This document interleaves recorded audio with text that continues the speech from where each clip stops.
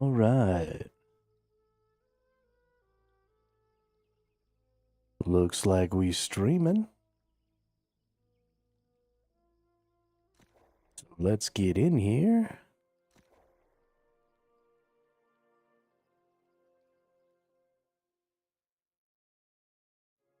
Of course, right as I start streaming, they start doing yard work outside.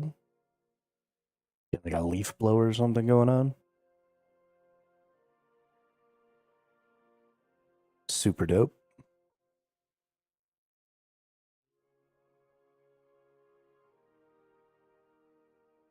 Super duper dope. Super duper. Yo, what up, Gravy? How are you? Let's see how my buy orders did last night. They didn't do shit last night. All right. Oh, I have an OPR chest that I never opened. Ain't that something?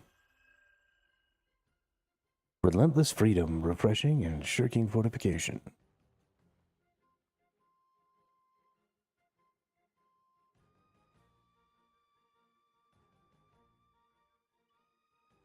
Nice.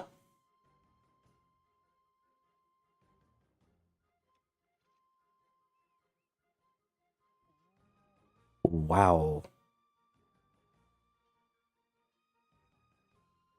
Heavy attacks inflict disease. Heavy melee attacks deal plus 12% damage. Heavy melee attacks inflict rend. And plus 5% damage while you have active grit. Damn, dude. That's a sword right there.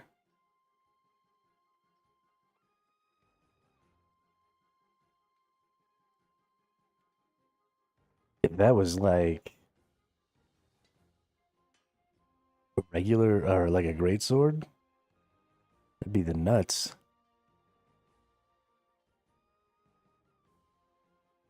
That's right. No games are hard for Hermit. I wish that was true. I really do. But I feel like every game is hard for Hermit. This new breed of gamers is too good. And so all the video game developers are trying to keep up with these crazy people who run around doing punching runs of Dark Souls games. And I can't keep up with that. I'm never going to punch a Dark Souls game into submission. That's not even possible for me. Oh, okay, so I did buy a bunch of these things. I just bought them in other places.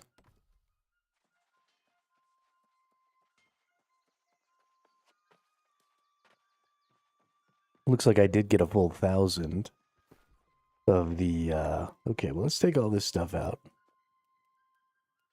And then let's go, where did I buy all this stuff at? I think in Morningdale. Oh. Was it in Nighthaven? Nope. I just gotta look for something with a really heavy... That was somewhere.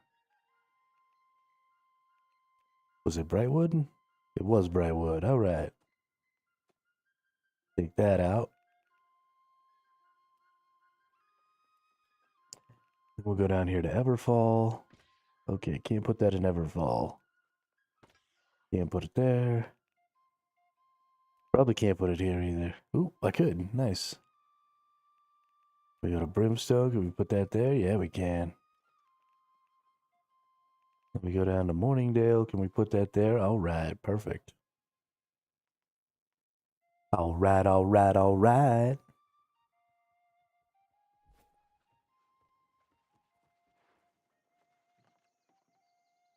Gonna play Hermit and Pig when it comes out in January. Yo, somebody made a game about me? Isn't that adorable? I love it. Totally into it.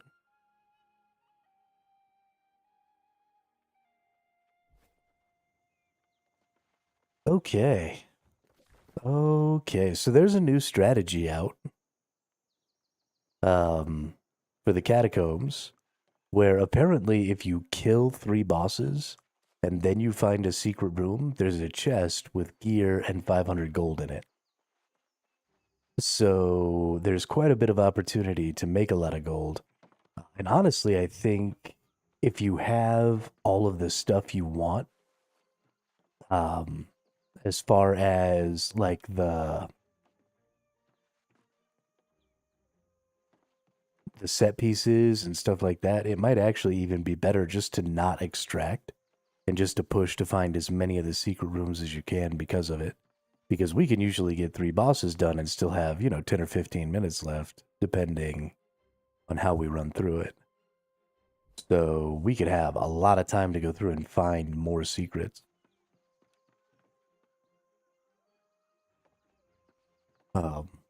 So that could be interesting. So we might try and do some of that today. First things first, though, let's get an OPR in. I gotta kill some people.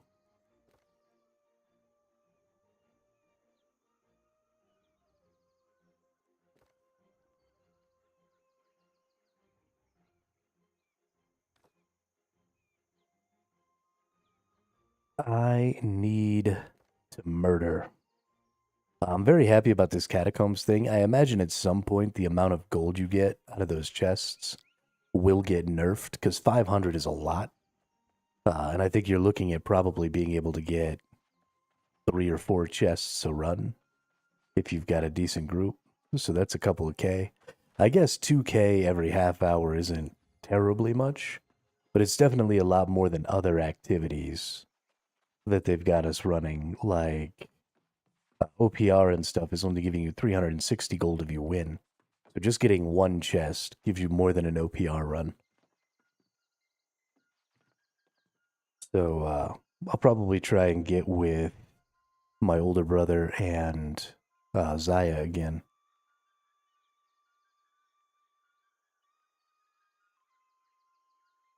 And see about running some catacombs.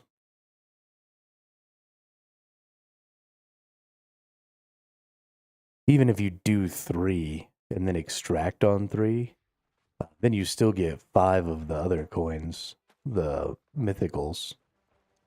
But you're getting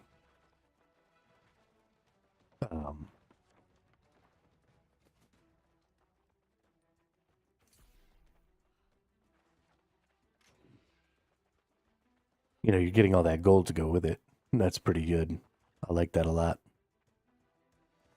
So we're definitely going to hit up some of that. I'm going to try it out. We're going to see what happens.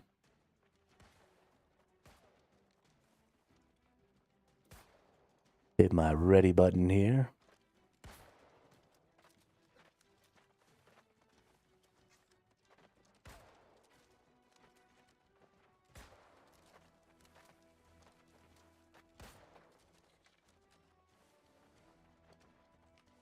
Go ahead and eat this tasty food.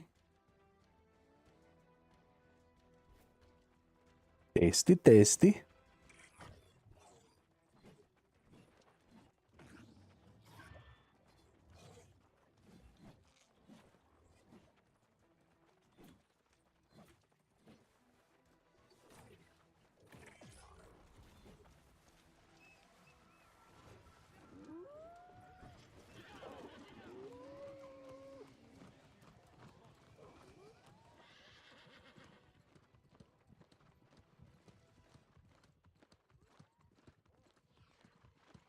I'm not really the person who should probably be doing this. Because I'm a tank, I only really have maximum efficiency in the ball.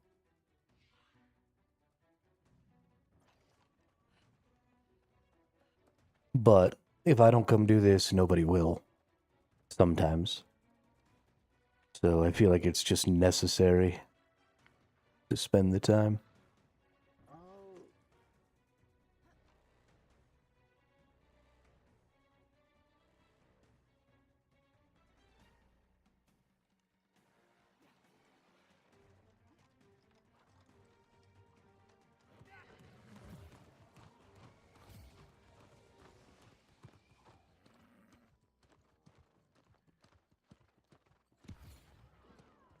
All right, let's see what we can do here.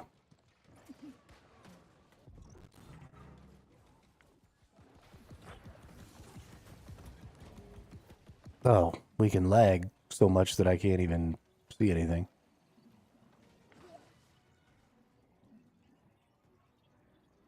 Oh, this is super fun.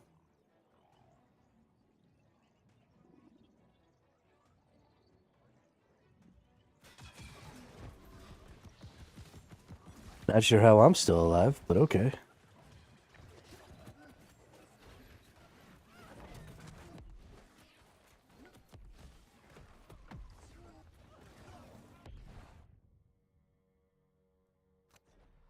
That was fucking aggravating.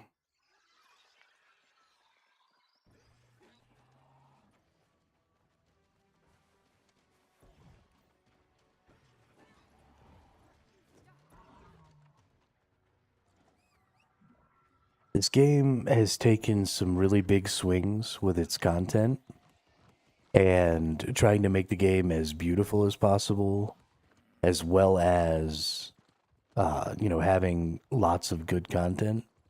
But stuff like this is only a 20 versus 20, right? There's only 40 people in here. And you're telling me I can't play the mode without just an absolutely ridiculous amount of problems? I'm getting weird artifacting. I'm getting white spots on my screen. I mean, it's awful.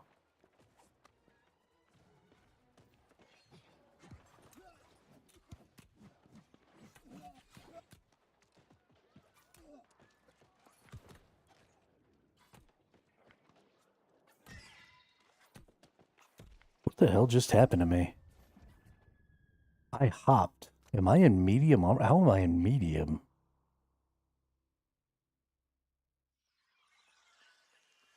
Okay. Well, I didn't hop that time. What the hell?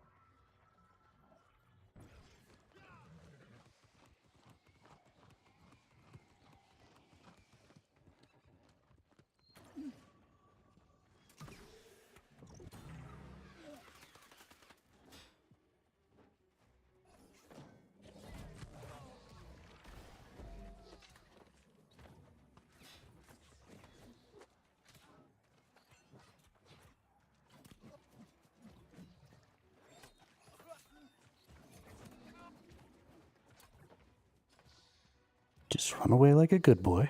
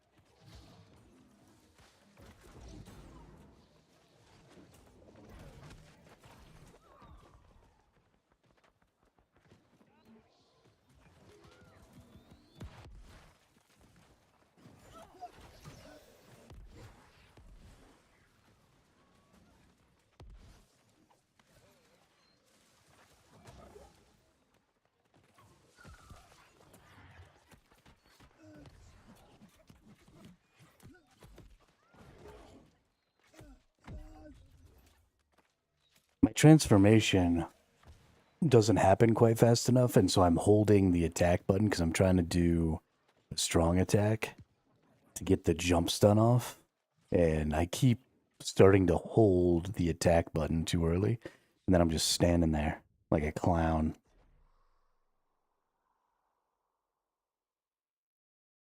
I need to work on that. Need to work on getting that triggered.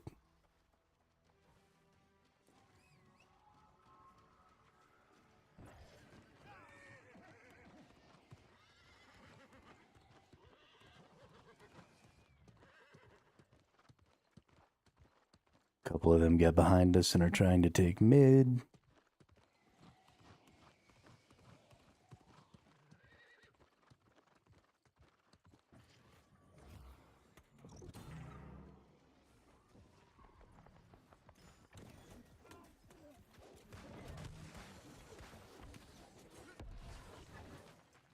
Not anymore.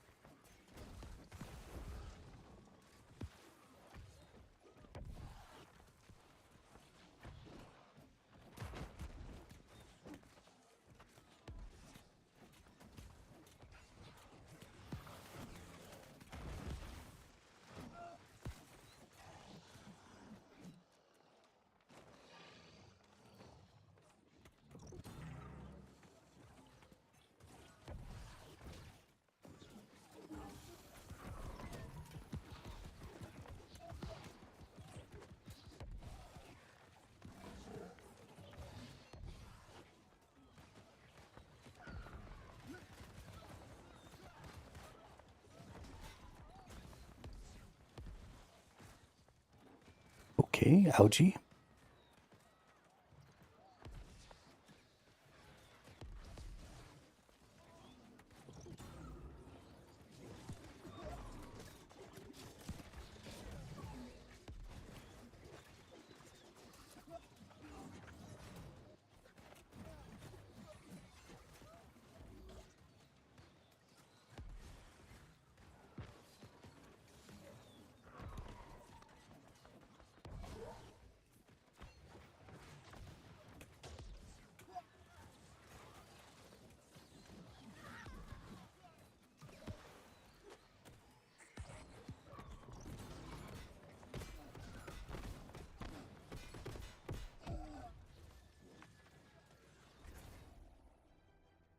Well, that was pretty one-sided. That was pretty one-sided.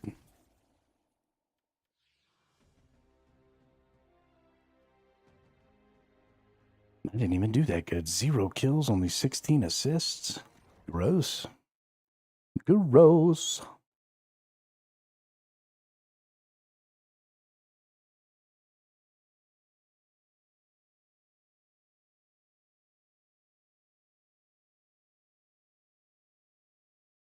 That's a fairly ranged-centric map, though. Not really much we can do about the fact that we're not going to do as much damage on that map.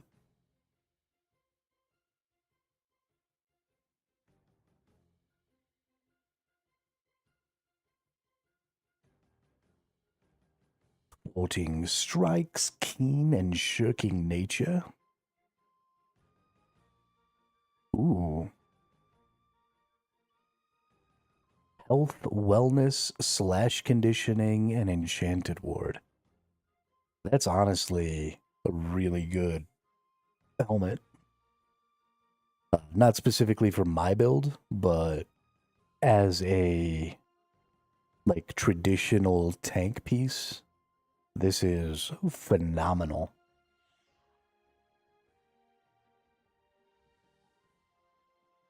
Just phenomenal. I don't think we need this. Don't need that, and I don't think we need this. I like this, but you don't have grit a lot with the sword, like for regular attacks, like you do with some of the bigger weapons, where you get grit like during heavy attacks and stuff. You don't nearly heavy attack as often with the sword. Mostly you use heavy attacks to break shields, so if I'm not going to have grit like during light attacks, then this thwarting strikes just doesn't have as much value.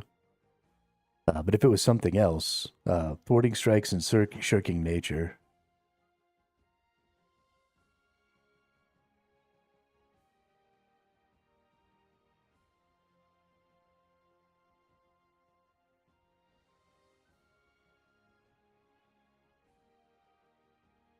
Yeah, thwarting strikes and shirking nature.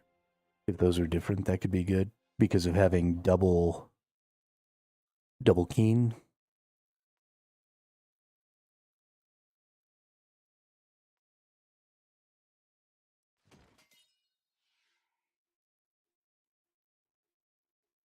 It's interesting, at least. Very, very interesting.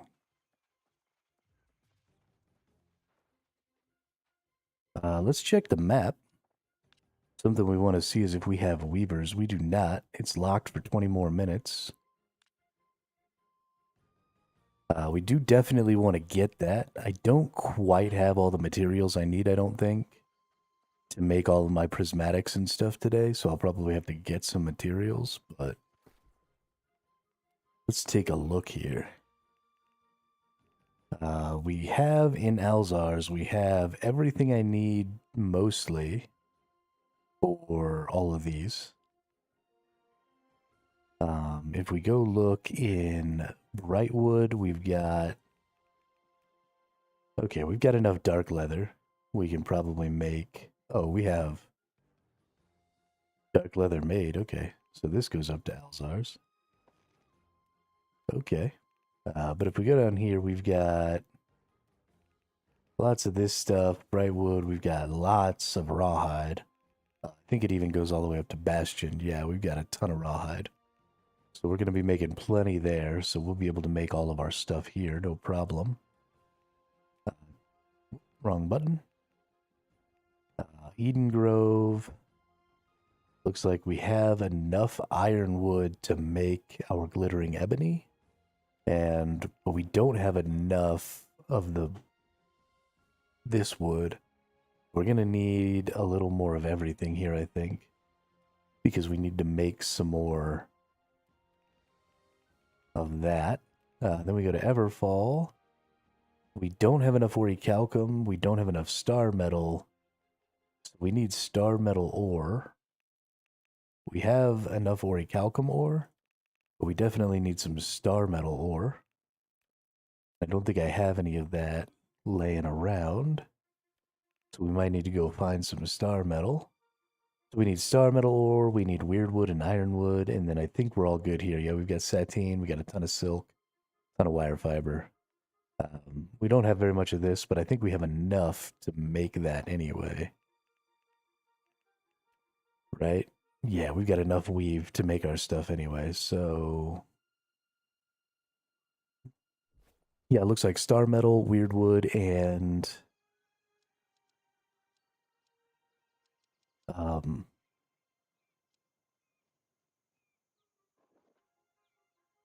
Mothership. I want this shrine, because this is where I'm going to come to try and get star metal right over here, I think. So we'll take this shrine, we'll go over here, and we'll see if we can't find some star metal over here. And then maybe I'll go get that other shrine. There's a bunch of star metal back here, but it might be getting farmed. I don't know. Who knows? Nobody knows.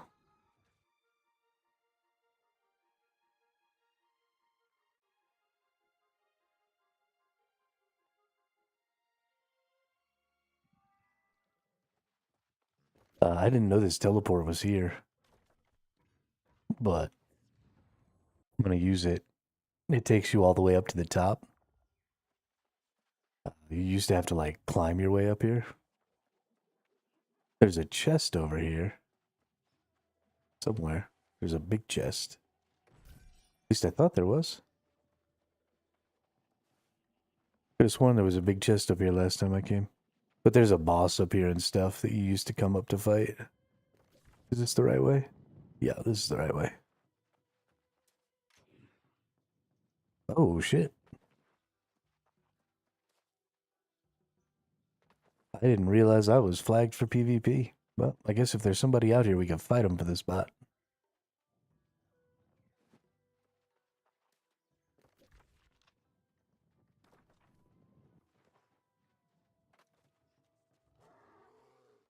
Bear.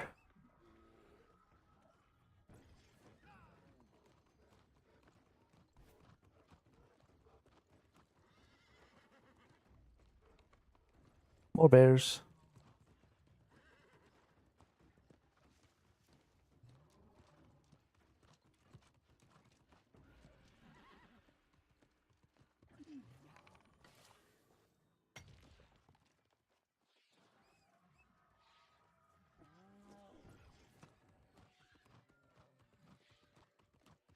Looks like I gotta fight with this person about it.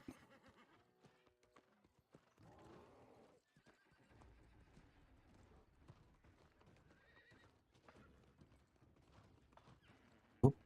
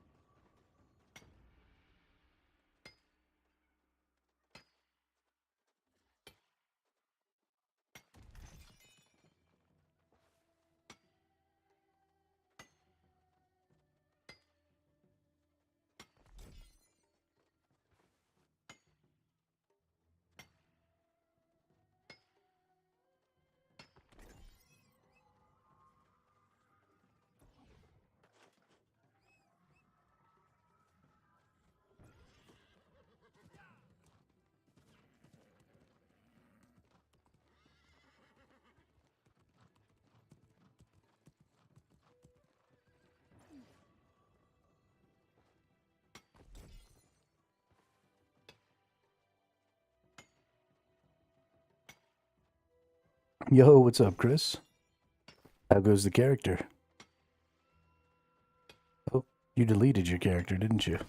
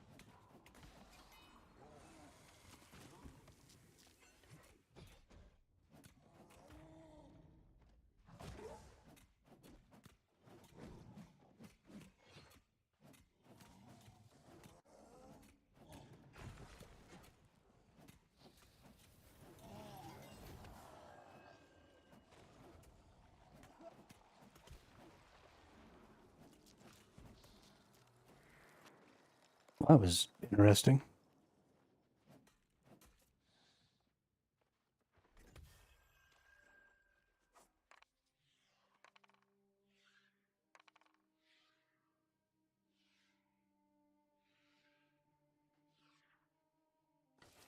Oh, gross. That happened to me last year. I never got it fixed.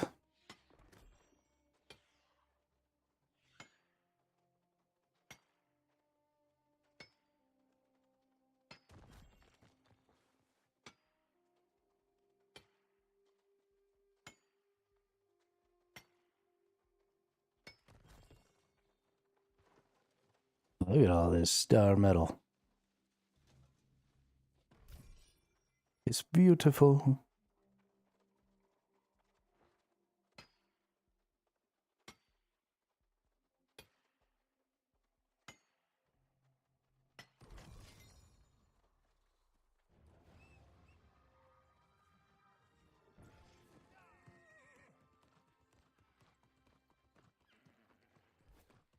Any more over here? I could definitely stand to have some more star metal. I'm just saying. Be okay with it.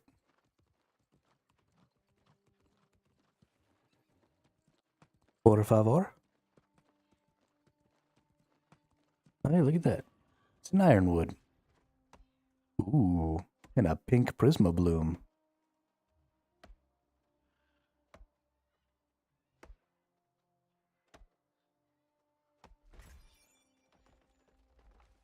Oh, a violet prisma bloom.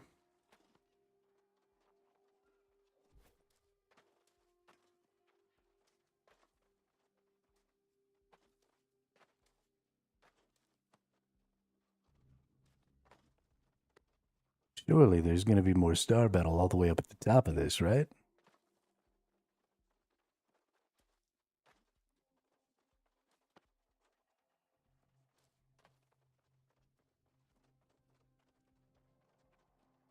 Oop, there's some more. I don't think there's more up at the top. I'm going to go down there and get this. Oh, yeah, there's a bunch right here. Nice. Law.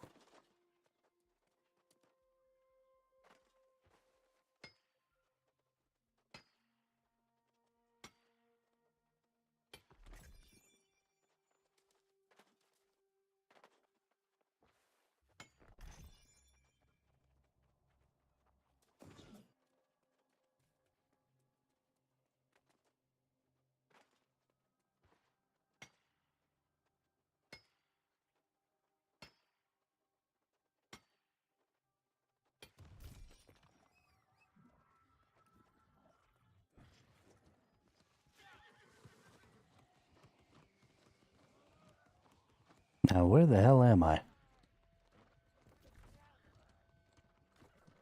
There I am. Go round.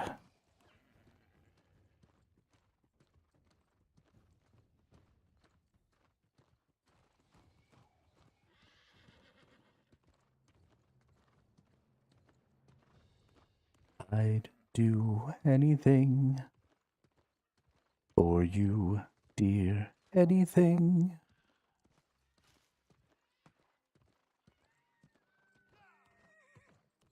Yeah. All right, we're going to head down the hill, and then we're going to work our way back up and around like we did right there. See if maybe some of this star metal comes back.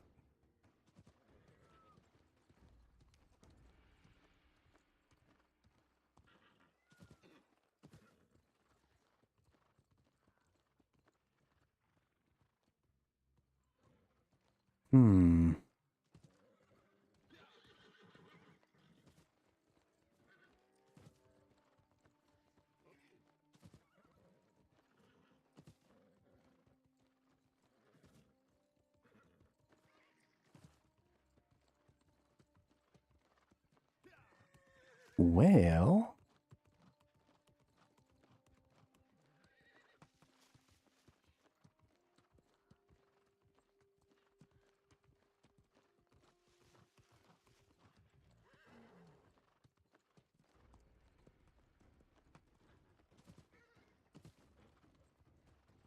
I don't think none of this is back yet. I mean, I got a good little pull here, but...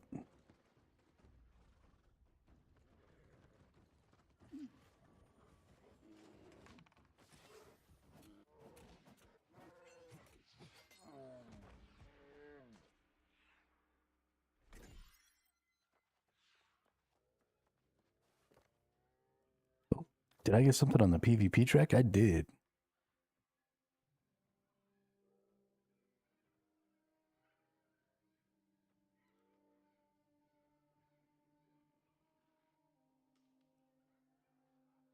I don't think I want any of this stuff. I guess I could get one of these artifacts just to get it out of the bucket, you know? So I don't accidentally pick it up anymore. Oh, look at that. I got a whole nother. Vial of Azoth, Conscript's Great Axe. Alacritus Punishment. 13% damage to players with haste. Fractured Rend when breaking a player, inflict Rend and Flame Attunement. That's almost decent. I like that it had so many PvP only perks, because that really potentially puts down the PvP DPS, you know?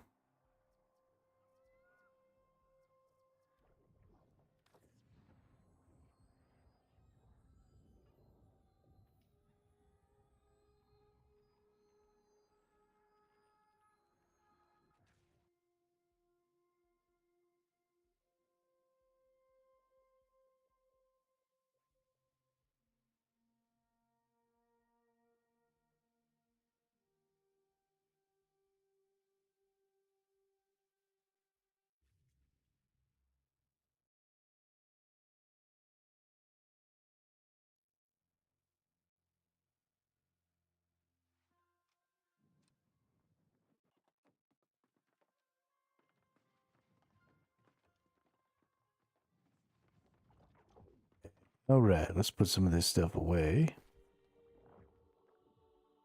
Sure, we can open that. Then we can open this.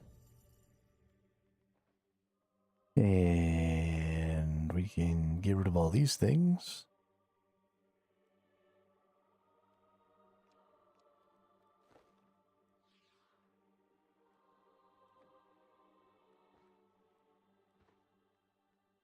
Put stuff away here.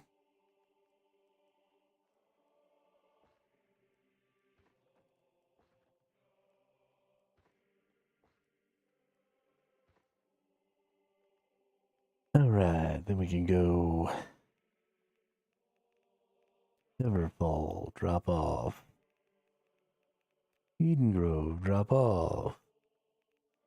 Brimstone Sands, drop off.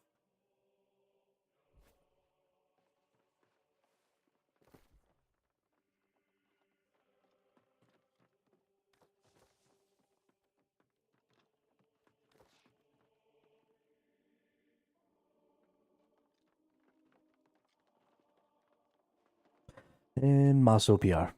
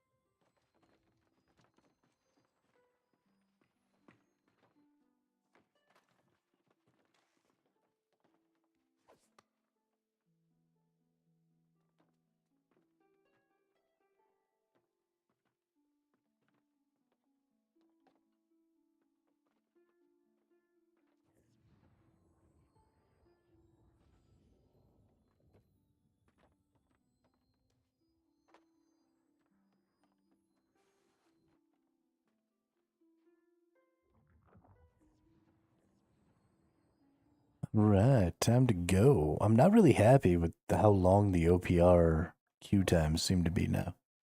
A couple of minutes each time. It's gross.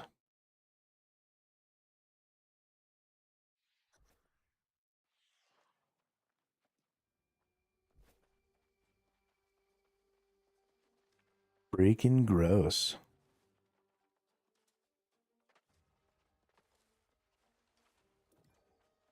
Guess I better go buy some pots here.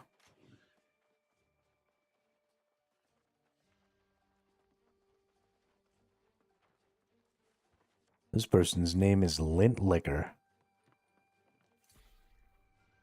What a freaking name, dude. What a freaking name.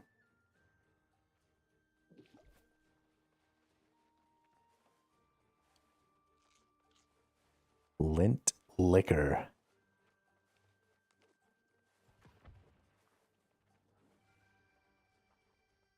Should I hone my weapons for this particular battle? Let's do it. Let's hone those bad boys. Because why not, right? Why the F not?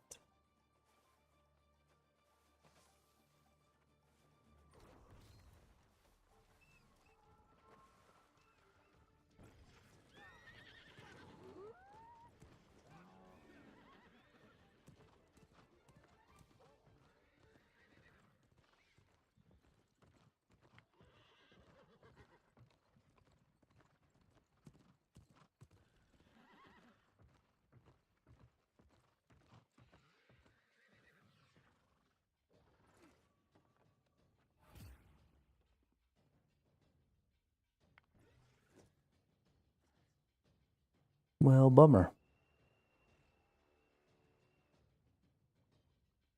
They're beating us to getting the first one, and they took the mid. That's awful.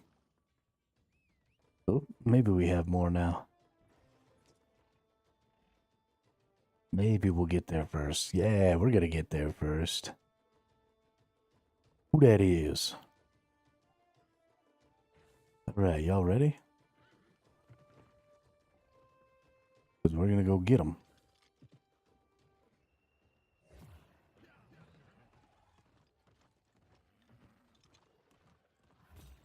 Let's go get them.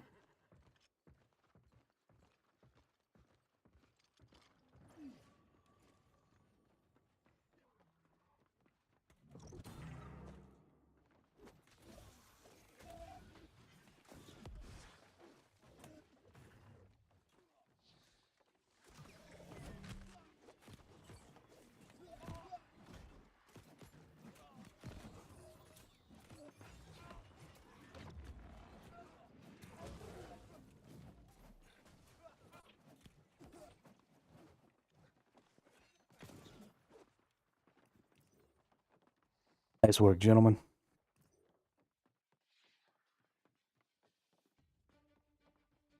That's how you get it done right there. That's how you get it done.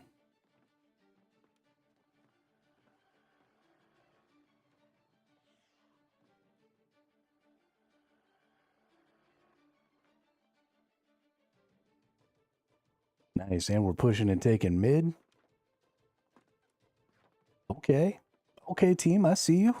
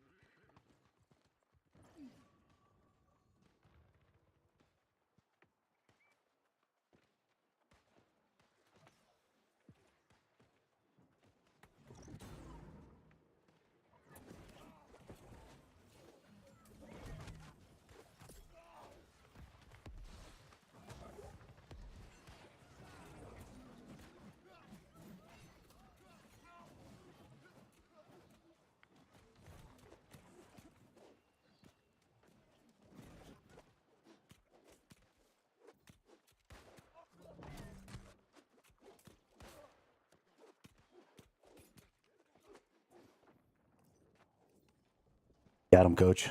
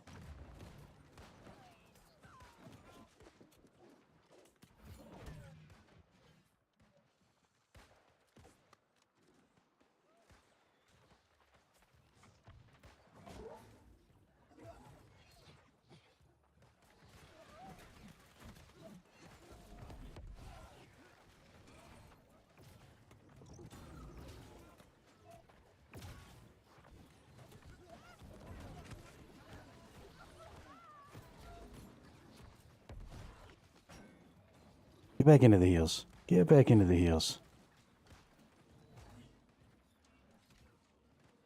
Okay, well, I gotta go help on the side lane, because we're getting smashed out there, so...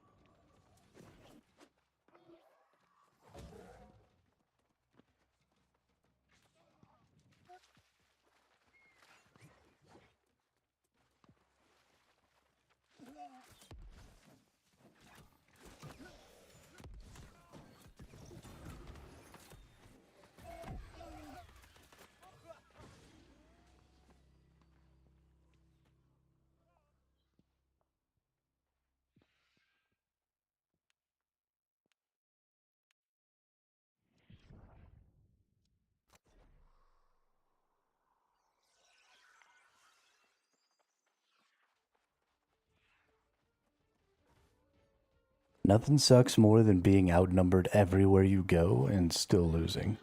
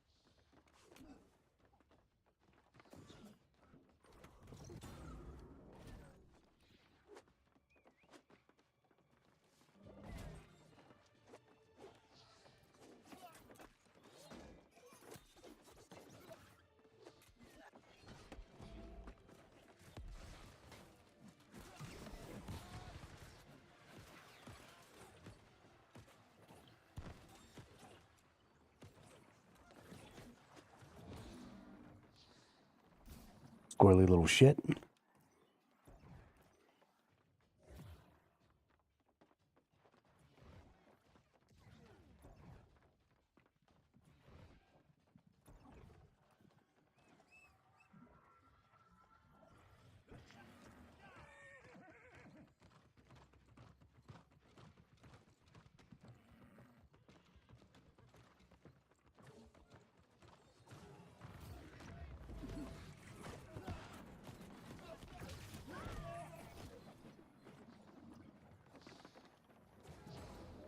Well, that was interesting.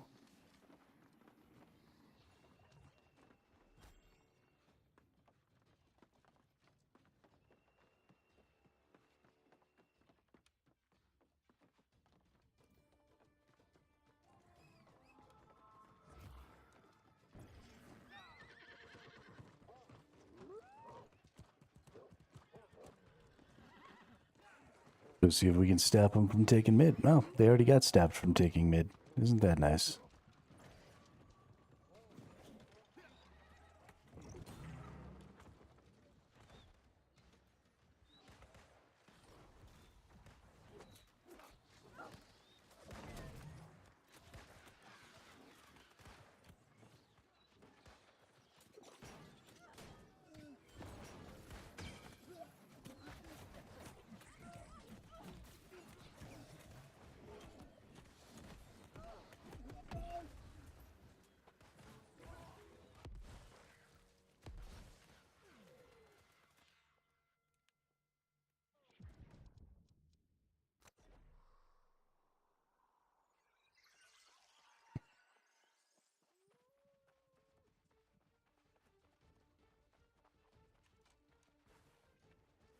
The Baroness is alive. Where is the Baroness? Underneath? Underneath. Okay. Let's go make sure that nobody's killing the Baroness.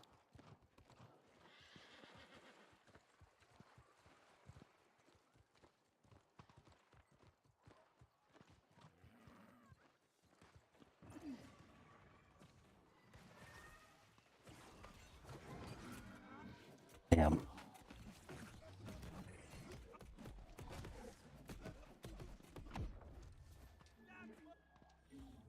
Oh, so close. So freaking close.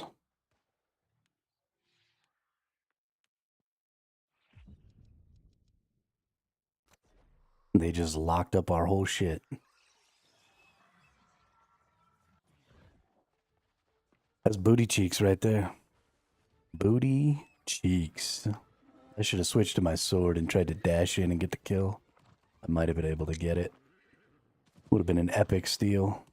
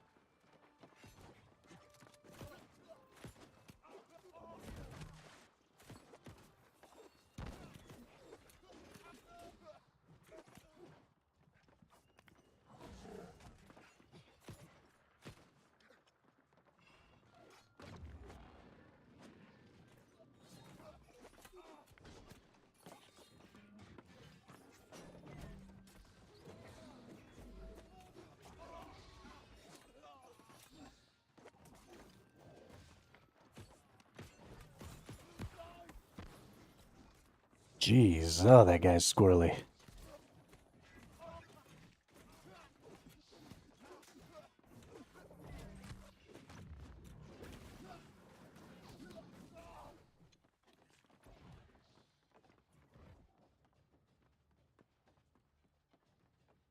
Guy was so freaking squirrely.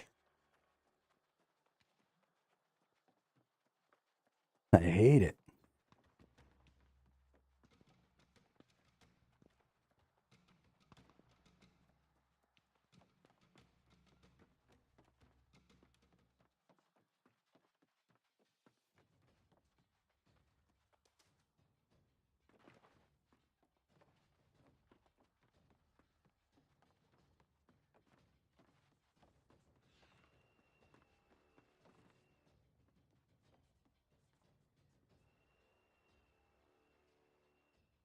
Sneaky, sneaky hermit. I think the other team is mostly given up.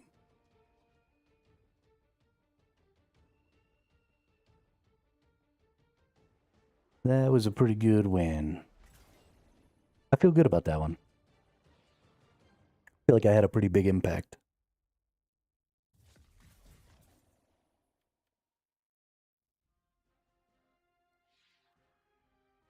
Rank 7, there we go. There we go. We got it. You're doing it, Peter. You're doing it.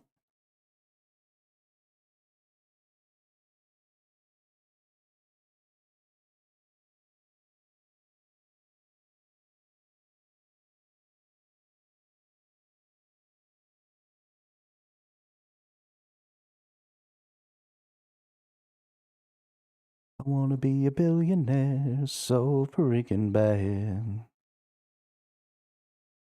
Buy up all the things I never had.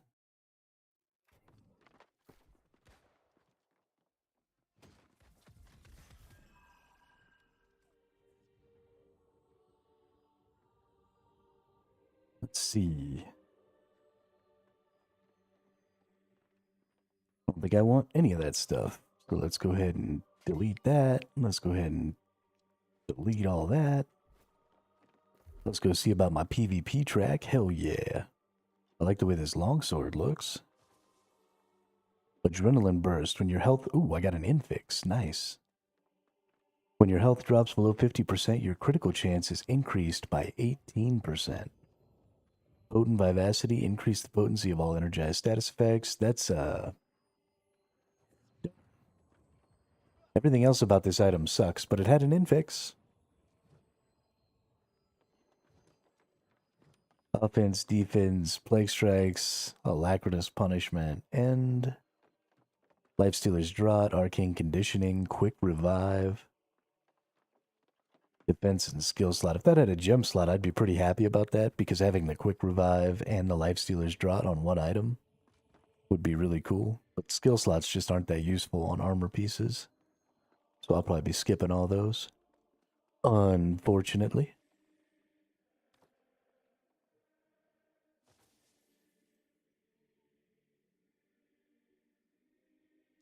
Super glad that I actually got an infix, though, on my... That adrenaline burst is pretty good. I'd prefer to have it on, like, a hatchet, I think, but even on the sword, it'd be nice.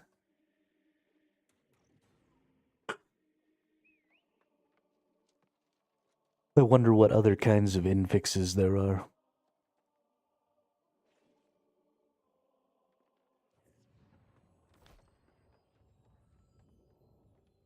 Let's turn off my PvP flag.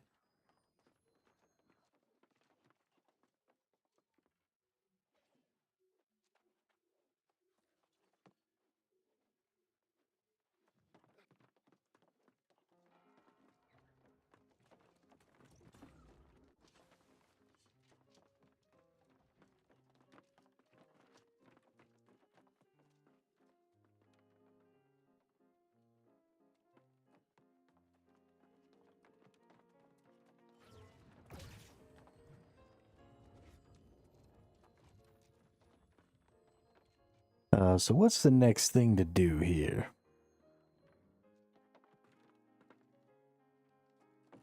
Let's see if these nerds have any interest.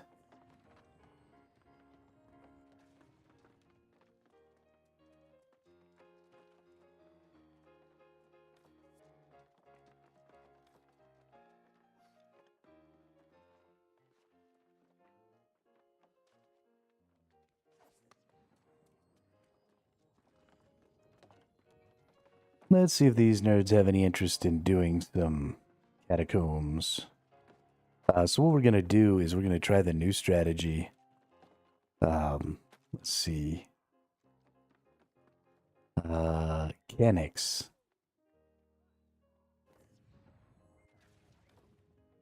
Canix put out a guide saying that if you kill 3 bosses and then open secret rooms in the catacombs, then you get chests that have 500 gold and items in them.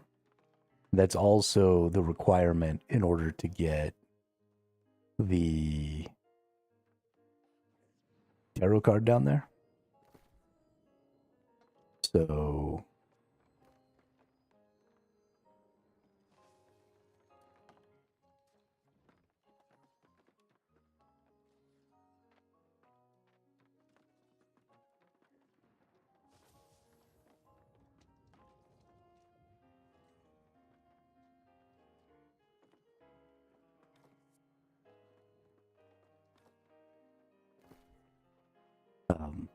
so yeah.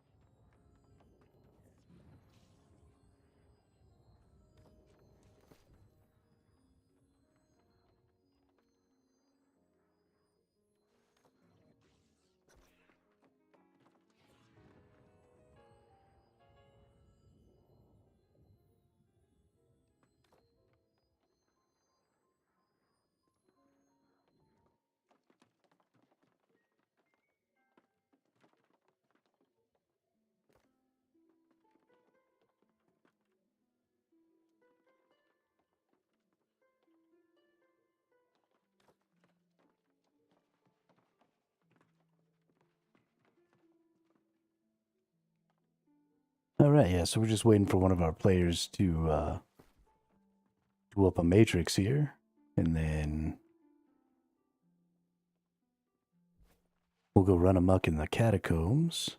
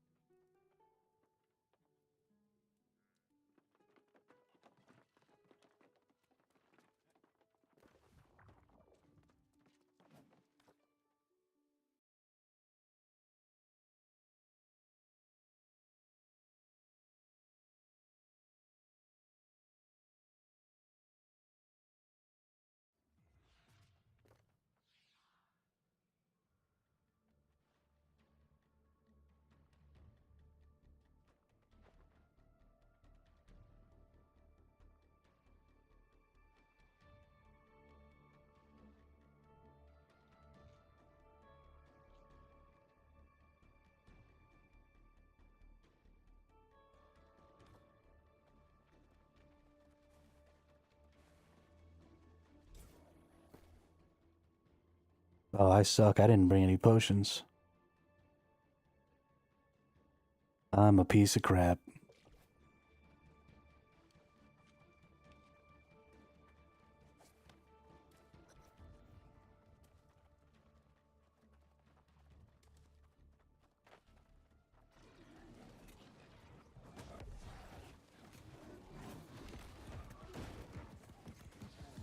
Not that apparently we need them. Jeez. Ugh.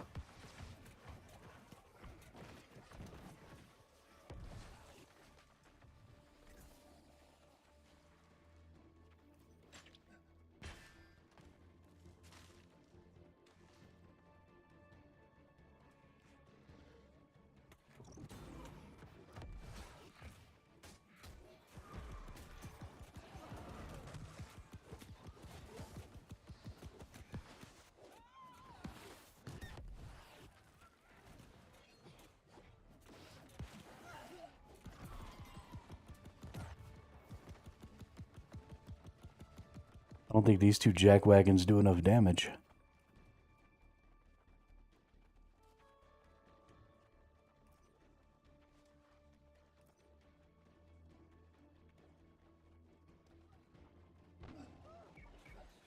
Yo, what's up, Charles? How are you today?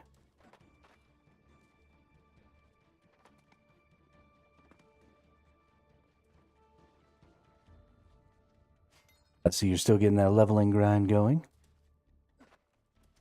Good job. Good job.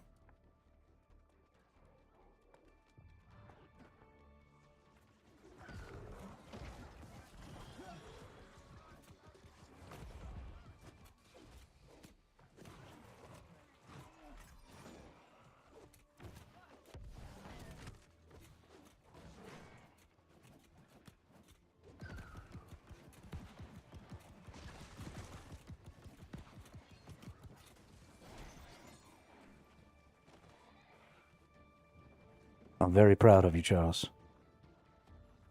Oh, I fucked up.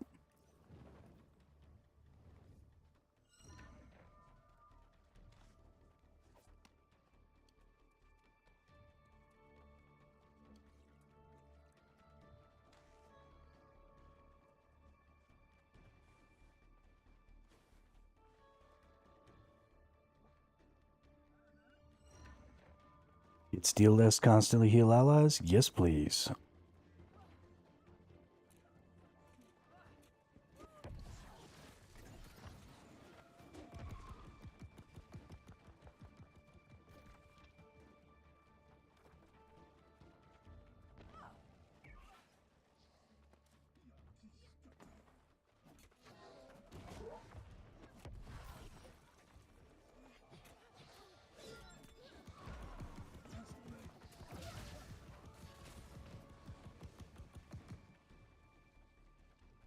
Boss time.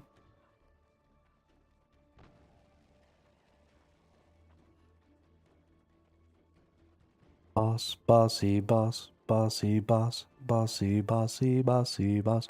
So there's some new information that came out, Charles, about this catacombs thing here. Apparently, after you kill 3 bosses, the secret rooms don't just have sterling, they also have chests that will drop 500 gold each.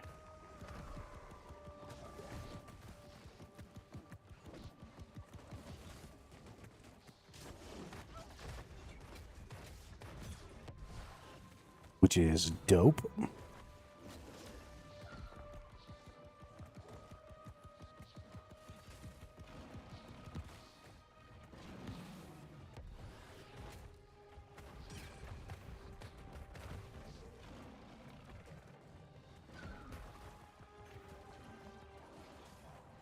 Wow, those two do a stupid amount of damage. Oh my god, y'all.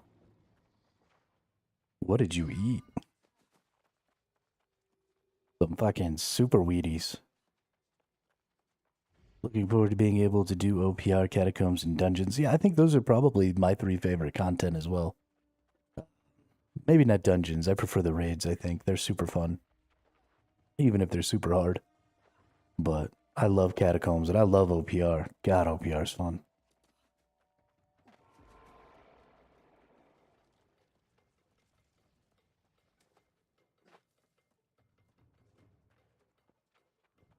I freaking love it.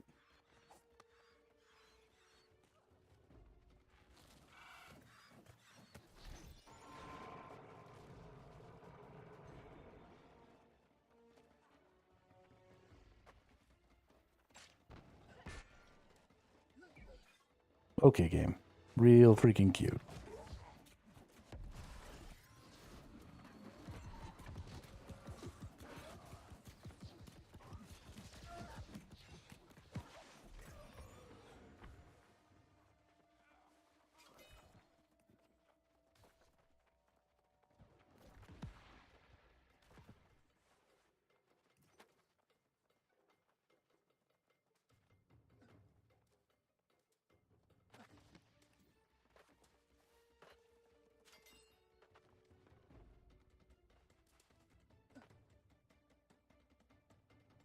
Never done a raid. Tried Sandworm once when it came out with my old guild, and we floor spanked. Yeah, I've never done the Sandworm. I actually tried my first raid the other day. I've never done a raid in this game either. And so I tried the new Isle of Night raid and got my ass beat. We didn't even beat the first boss. It was so hard. Did you notice that when you mine a ore or node, you hear a loud echo? Yeah, sometimes.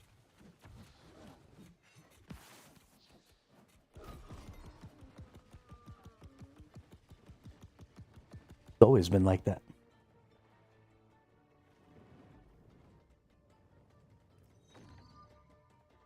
I love it.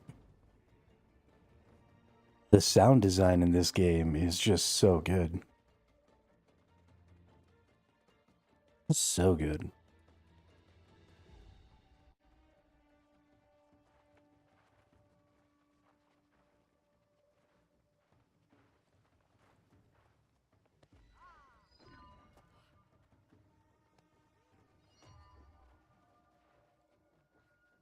Mana to stabilize block. Yes, please.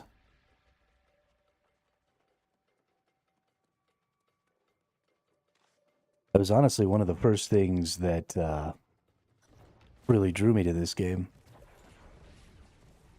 Was the sound design. Which is not normally something that I care about, but just seeing how good it was made me feel like the rest of the game had to be the same quality. That ended up not necessarily being the case, but...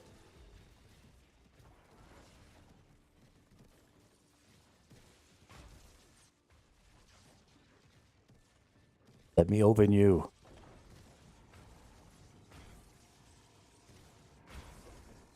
Oh, this motherfucker.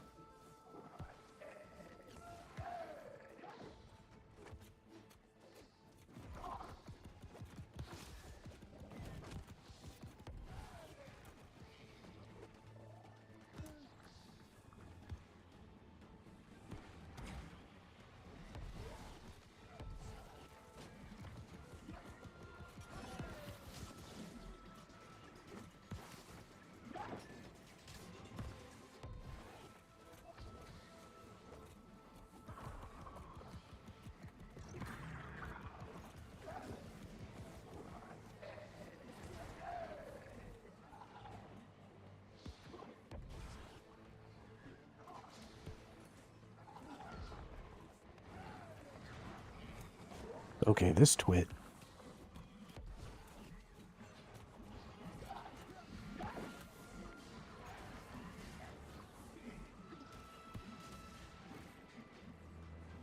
Can you come over here, please?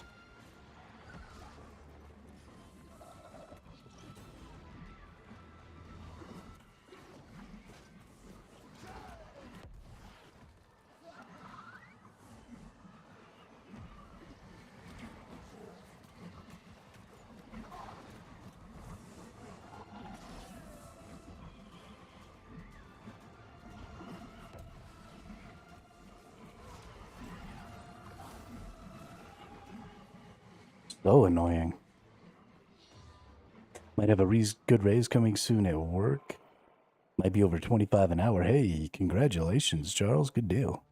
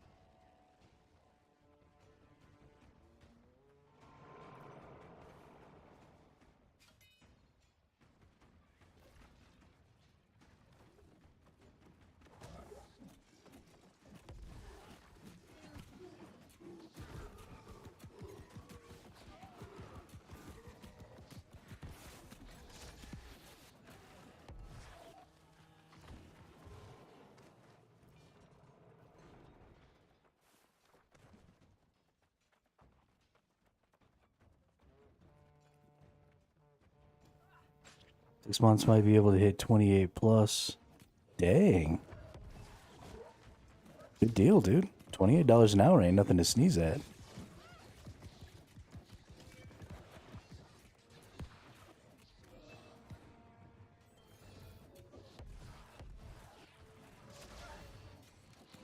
You might finally be able to afford to live. Wouldn't that be great?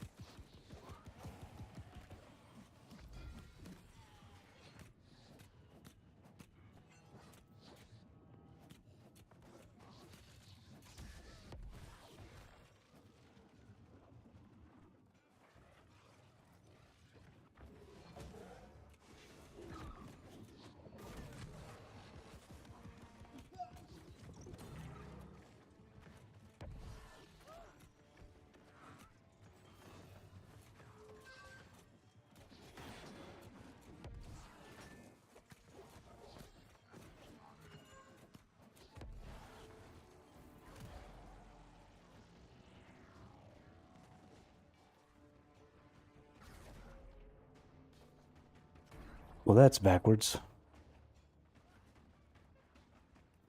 Fuck. Cousin is level 50 right now. He stayed up all night. He's on El Dorado. Oh, cool.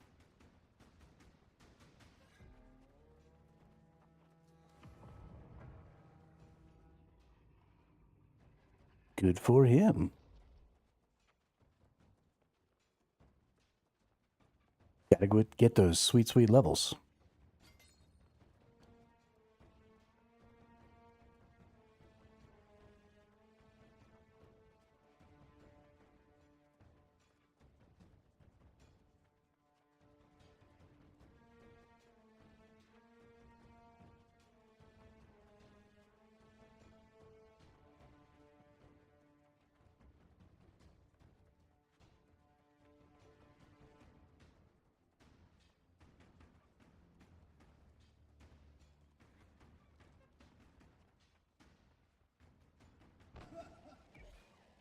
Mother Puss Bucket.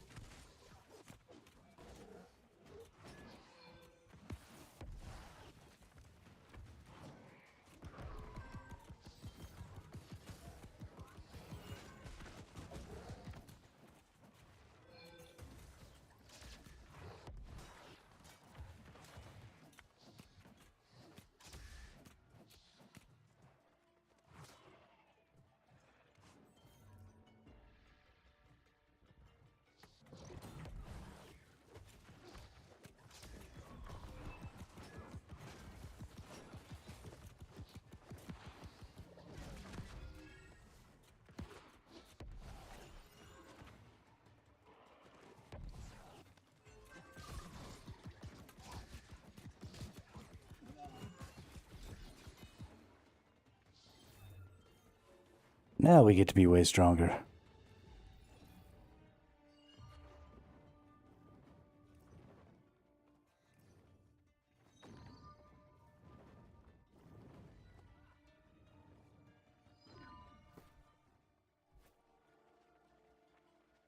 That feels good.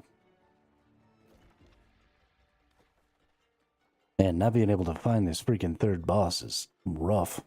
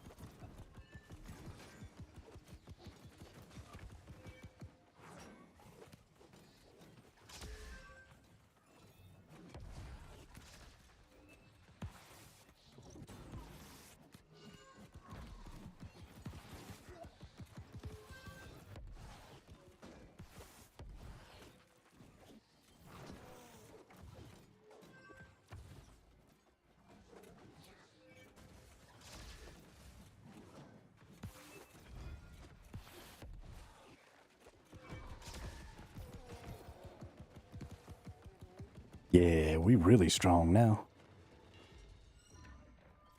Who strong? We strong. Oh, and another angel buff? By the way, have you seen or heard about the new catacomb strat?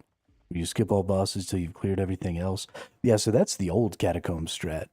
The new catacomb strat, which I think is way better, is to kill all the bosses. And once you get to 3 bosses killed, every secret room you find will give you a treasure chest that has 500 golden items in it. Yeah, so we've been running that skip everything strat for a while. But you don't get any gold or anything that way. And so we've switched up to this strat. So we're going to kill this 3rd boss, and then we're going to start looking for secret rooms.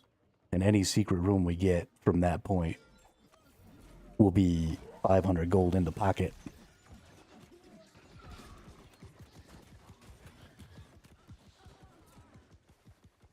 Man, I need some freaking erosion tonics, though.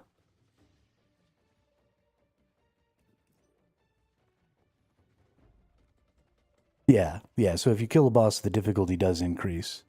And so that was a great strat, and it allowed us to get a lot of 4-boss victories. But this one's going to help us get some currency and stuff, which I think is super important.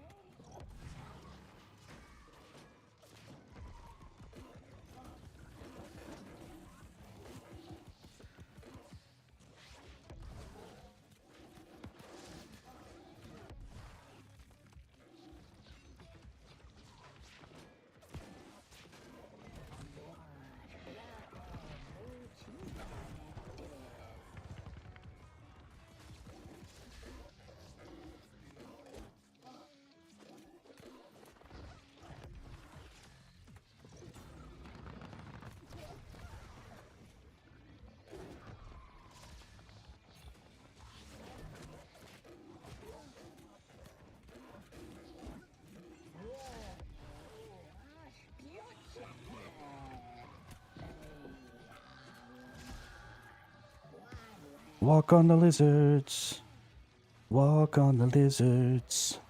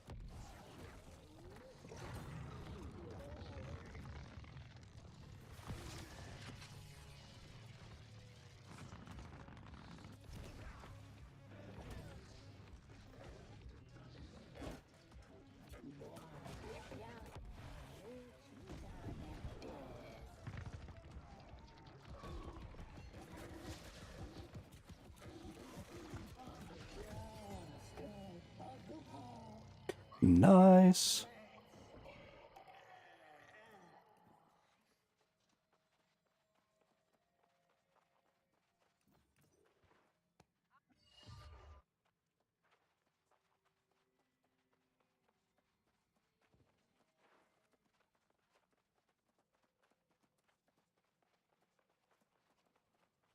So I just realized that if you block when she does that suck in move, where she sucks you in and fire swirls, it doesn't matter if you have a shield or not, but if you block at all, then you don't get staggered when you get sucked in. Makes it way easier to dodge out.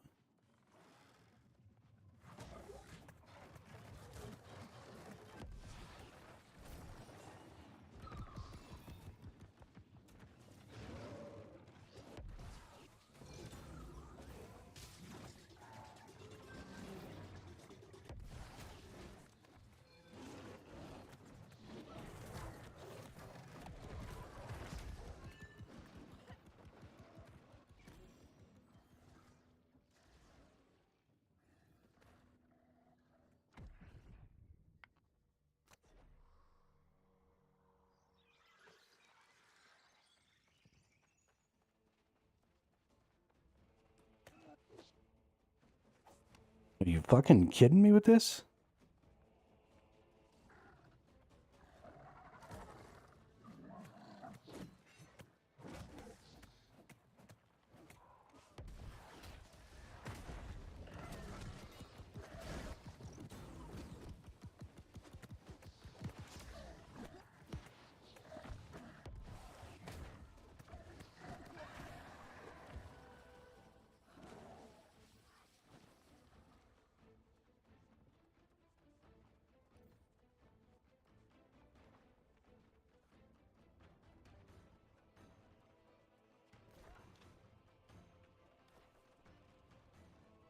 I think my older brother had the right idea. Skip the stupid corrupted portal room. Too damn cold here. They can't get anyone here till Wednesday to fix our heat. Oh, that sucks, dude.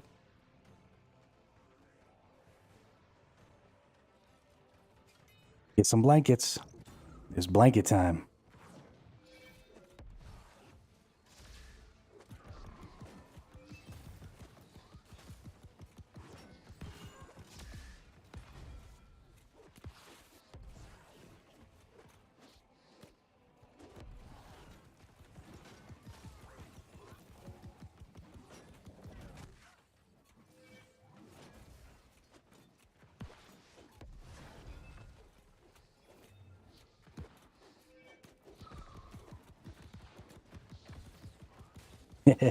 Yeah, that's kind of my favorite thing about New Mexico, too, is I don't ever have to deal with the cold really down here. Living in Illinois last year without a heater in the winter was a fucking nightmare. I was always cold. Hey, this should have a chest in it. Or does it have the tarot? I think it has the tarot. Nice. Yeah, so you gotta kill 3 bosses to get this tarot.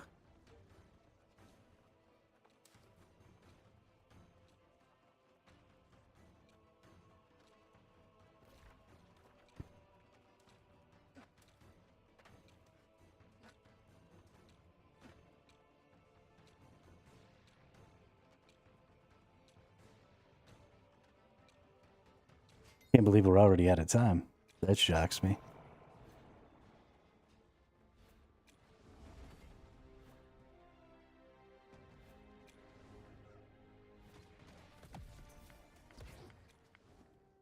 But that's okay. We got the tarot, and that's really all that matters. Now I just have one more tarot that I have to get from the raid.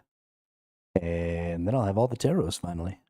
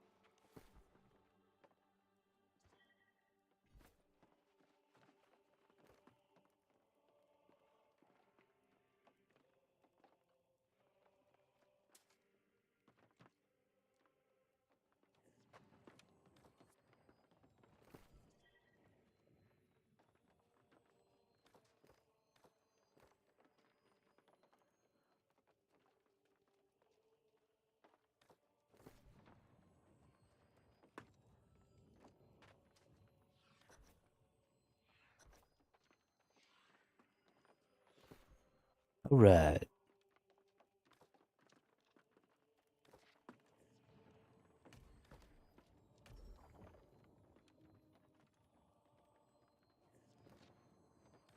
Let's see if we can't get some currency now.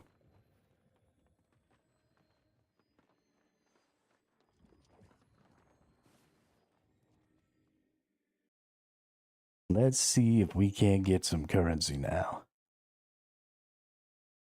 If we can get really lucky with the bosses and just run into 3 of them like straight away. Oh, I still don't have any potions. I am such a pile of garbage. Oh my god. Could I just fucking have one brain cell one time? That's all I need.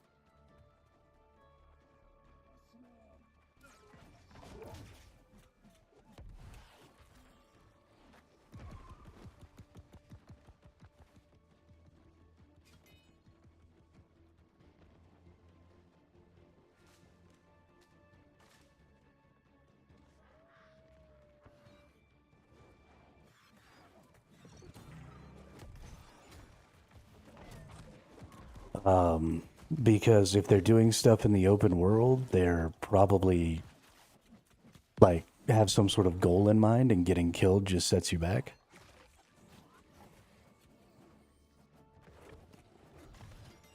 Also, you can get PvP'd by anybody in the open world. So if you flag up and you're like level 20, then some level 70 flag will just kill you. Once upon a time, PvP was standardized, so it didn't matter. Well, I guess I'm not a real gamer then, because I don't flag.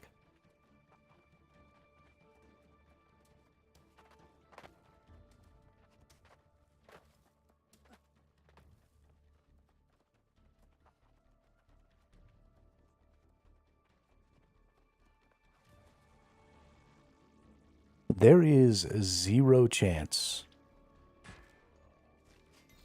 if you're not also level 70, or if those people aren't just horribly undergeared, that you've killed a 70 at less than level 70. The game before it launched had a PvP like equalization system. So as long as you had a high gear score for your level, then it evened you out with other people, so you could fight people of higher levels than yourself. But that's not a thing anymore. So maybe in level like 68 or 69, you're killing a level 70. But you're sure as heck not killing a level 70 in like level 20. That's not happening.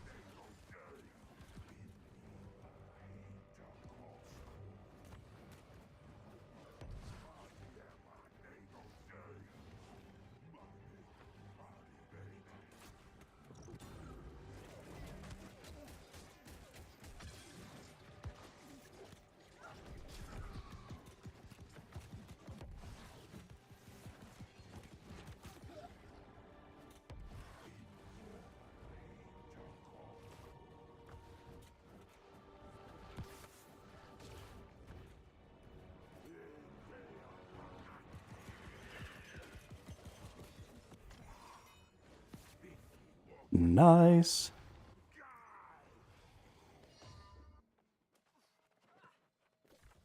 We got him.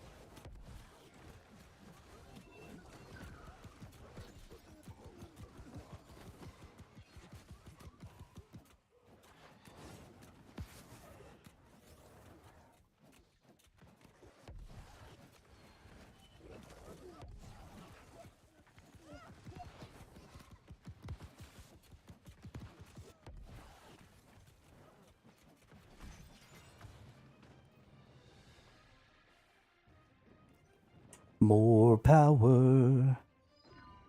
Pretty please, more power. I fucked it up. 'Cause I looked at the map.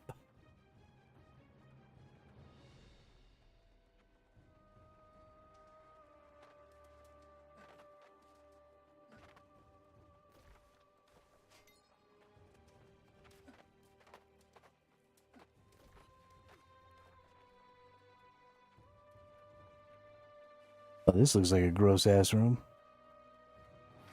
What's up, y'all?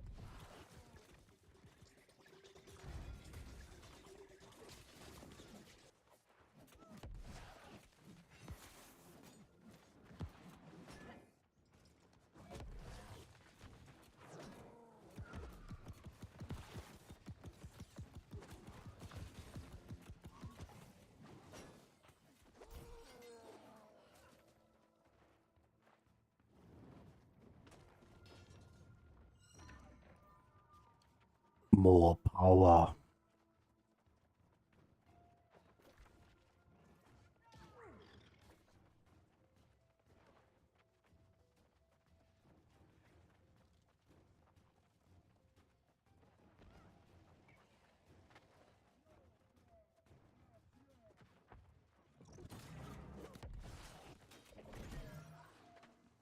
That was a nice, easy room.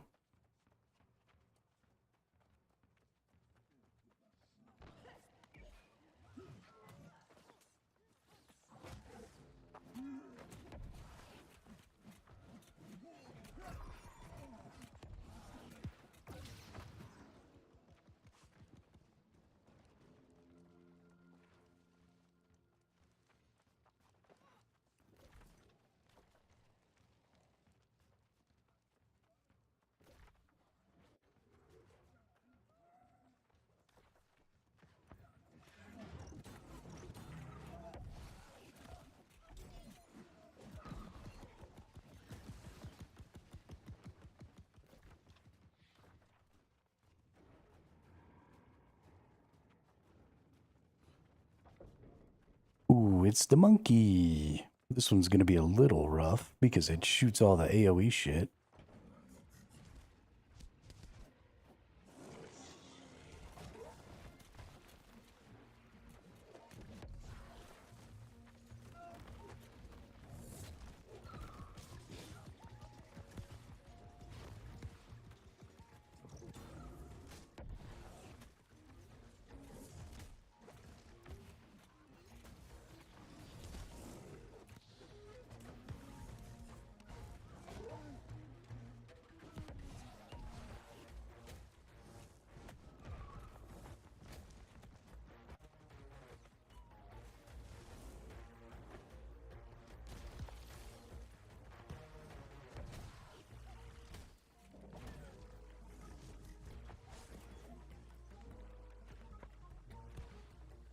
Please come back here.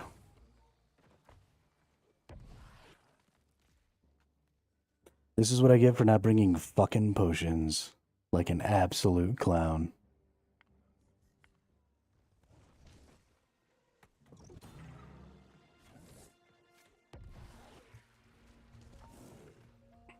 I can't believe I forgot fucking twice.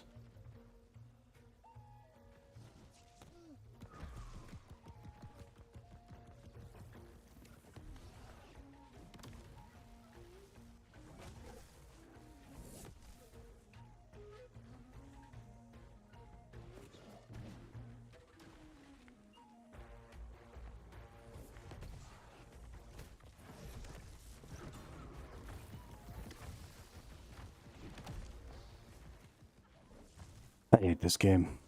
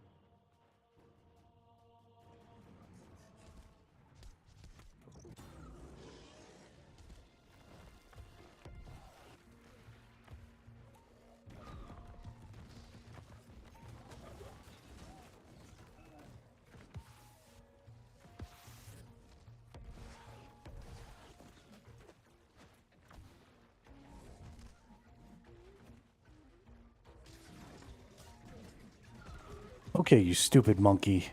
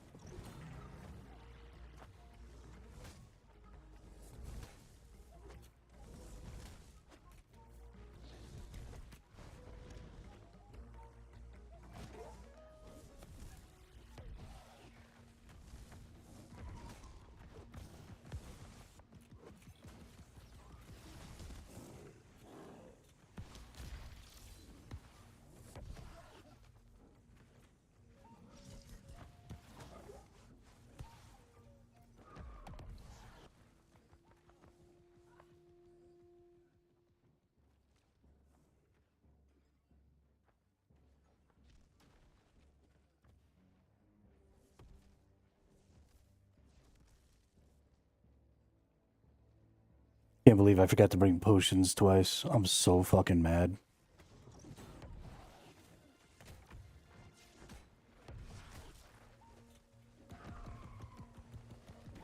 Can all of these things stop chasing me around?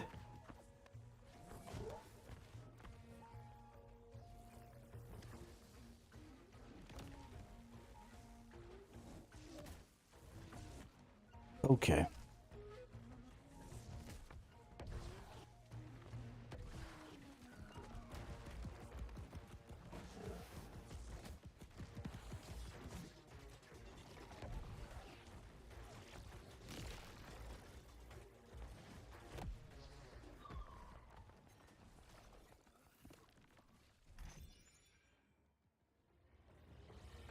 Dude, I should just never play video games again. I'm so trash.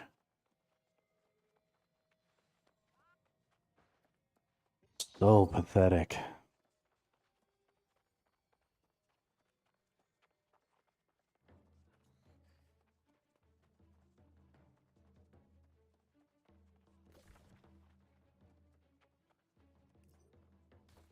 Why are we going this way?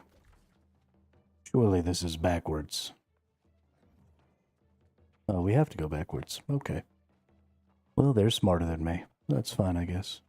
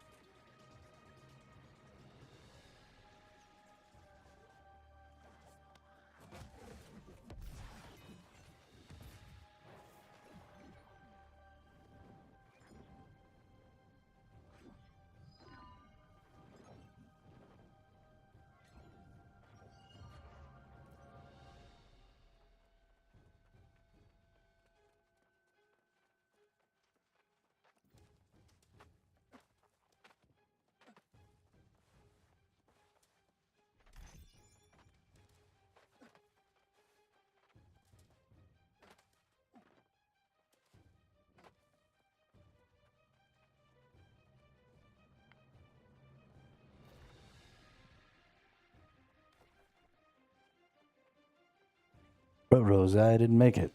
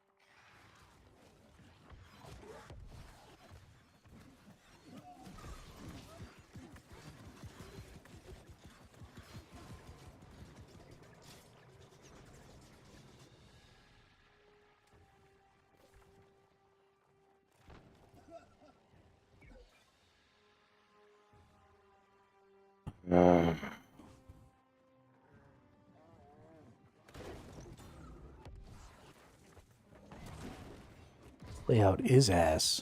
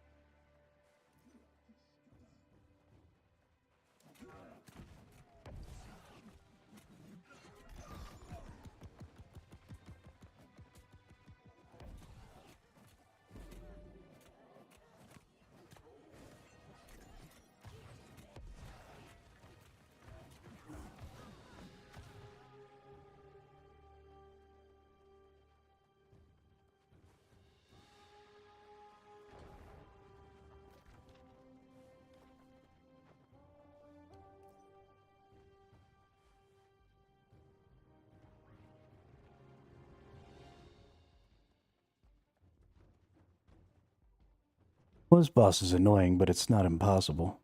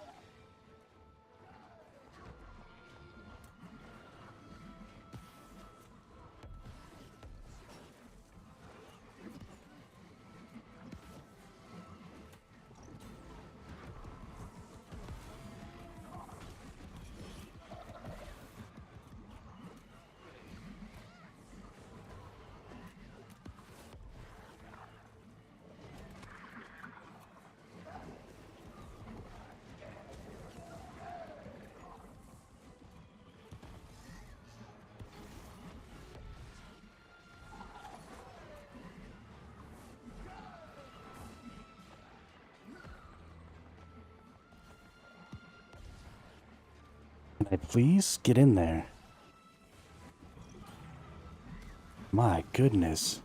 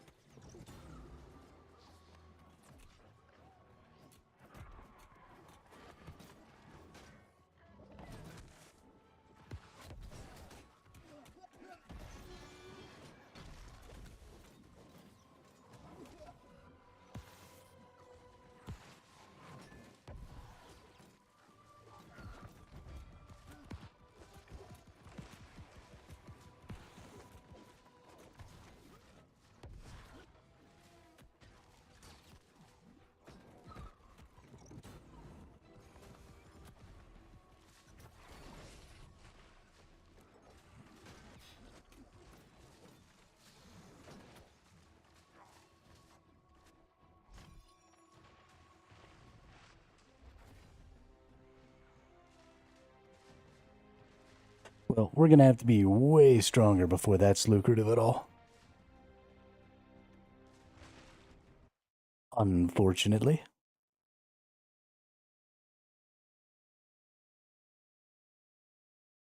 Or, maybe I just need to bring some freaking potions. That'd probably work.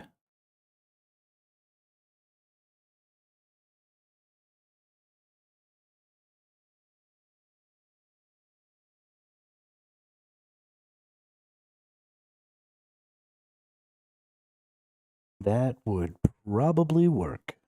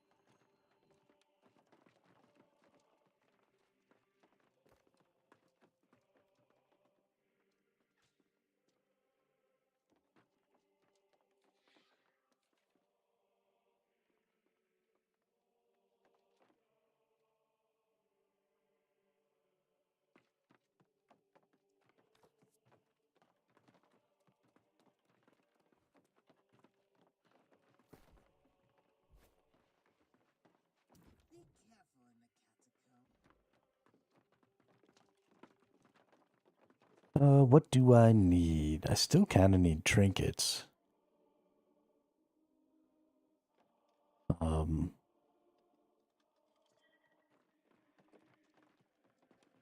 yeah, whatever. We'll just open a bunch of trinkets. Why not?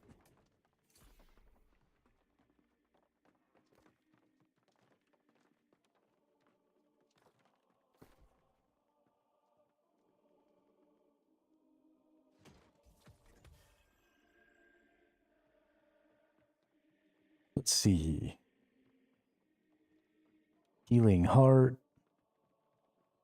Increase the potency of all energized status effects and refreshment. And fortified. And an empty offense slot.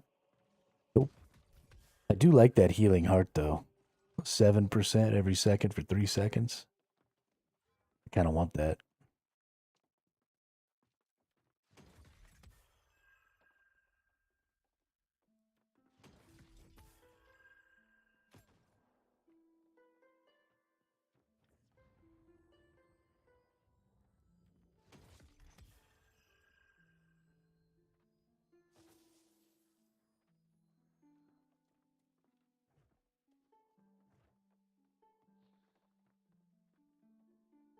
Hmm. Healing heart and despised. Nice. With 2 offense and a gem slot. That's actually pretty good.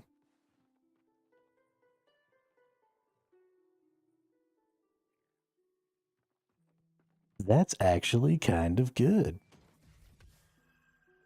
First enchantment, enchanted totality, increase basic attack damage dealt by 8.6, decrease ability damage. Okay, that's fine. I don't do a lot of ability damage. All hits deal 1.7% increased damage. That's a pretty good one with an offense, a skill, and a gem. The skill slot isn't great because the weapon skill slots are better, but Cursed Enchantment and Enchanted Totality together is pretty good. And I mean, I basic attack a lot.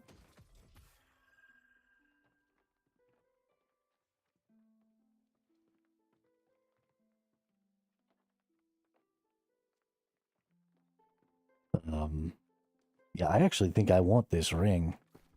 And I actually think I want this earring too, this Healing Heart Despised.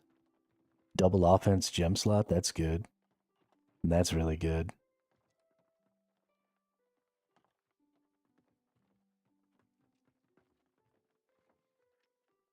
Yeah. Yeah, that's 3 extra offense slots, which is awesome. I'll lose my anointed lifesteal, but that's fine.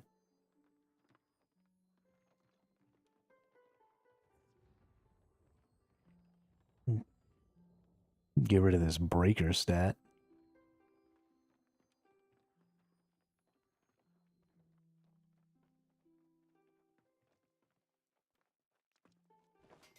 Yeah, we're definitely using both of these for sure.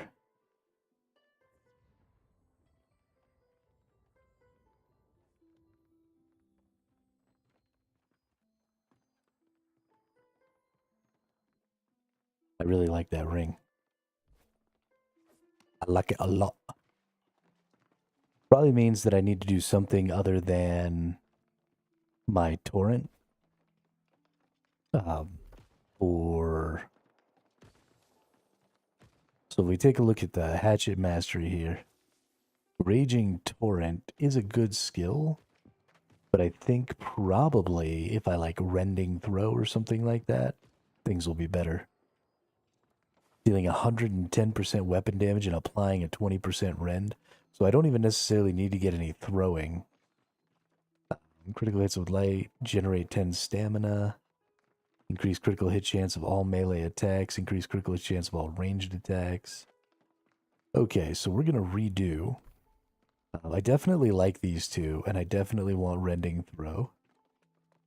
Ooh, if I want to get this, if rending throw hits a target with an active debuff, its cooldown is reduced. If rending throw hits a target with an active debuff, it deals an additional 20% base damage. Rend duration is increased by 4 seconds if the target is further than 6 meters. Okay. Wow, so a total of 14 seconds worth of rend? Yo, I feel like that's really good. I don't actually think I need this, though, because I'm going to be starting fights with this. So I bet you I can skip out on that. And then just go back to all this other stuff that I already had. Abilities and heavy attacks deal 20% more base damage to targets below 30 health. I don't think I actually need that one because I've gotten rid of Raging Torrent. 3 successful light attacks or aimed throws against the same target empower. Yep. After a successful heavy attack, gain empower. Nope. Hitting a target with a heavy attack. Nope. Remove all bleed, burn, and poison effects from yourself if you hit an enemy while your health is below 30%. Yep. Increase base damage. Yep. All cooldowns are reduced by 2% when hitting an enemy with an attack while your health is below 30%. Yep. Abilities and heavy attacks deal 20% more. Nope. We want that one, and then let's find one more good thing we can get over here. Every third thrown hatchet. All attacks deal 10% additional base damage to targets with an active debuff. Perfect. Perfect. Yeah, so we're going to rending throw now. And that'll be on our Q. Yeah, I like that on our Q.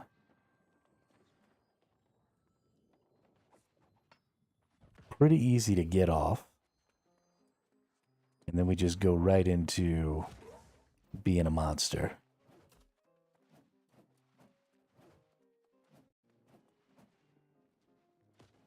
Okay, yeah, I think all that'll be better. I think that rend will be really important. But since we're going to get so much damage out of this, and then I think I'll go ahead and put my sword skill in. My advancing whatever, or my go faster move for my sword and shield. Which I think I actually sold all the ones that I had instead of keeping one like a smart person would.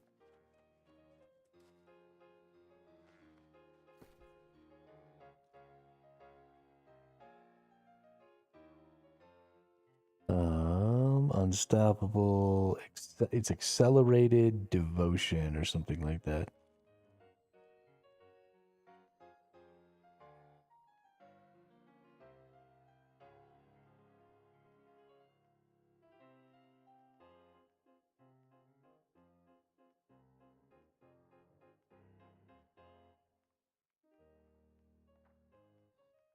Accelerated resolve. Nope, I do have 3.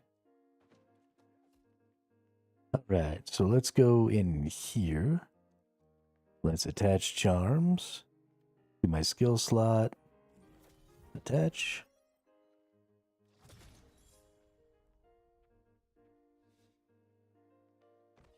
Let's actually just pull all of these out and see if I have any that I like. Attach charms. Offense charms. Alacrity, crippling, empowered, enfeeble. Nope. Then what about this one? Is also just 2 offense slots. Attach charms. Okay, so I don't have anything I want for those. So if I take these off, right, put these bad boys on here. Let's take a look at some things. Like life leech or leeching. I have 4 stacks. So I can put another leeching on one of those. So I need 3 offensive slots. So a leeching is probably in order.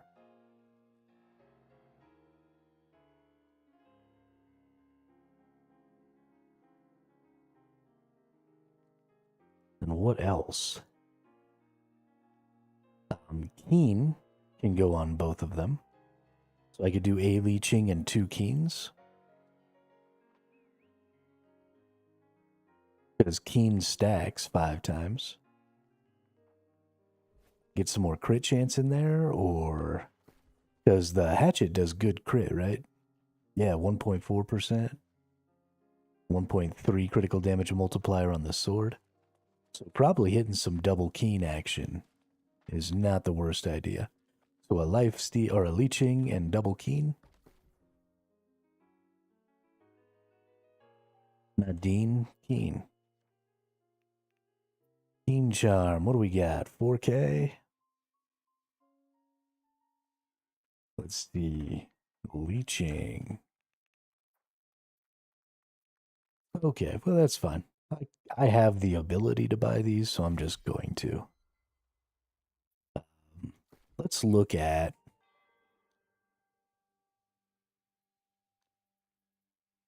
Let's just see what we got in the damage department here. Flame harnessing, ice harnessing, no.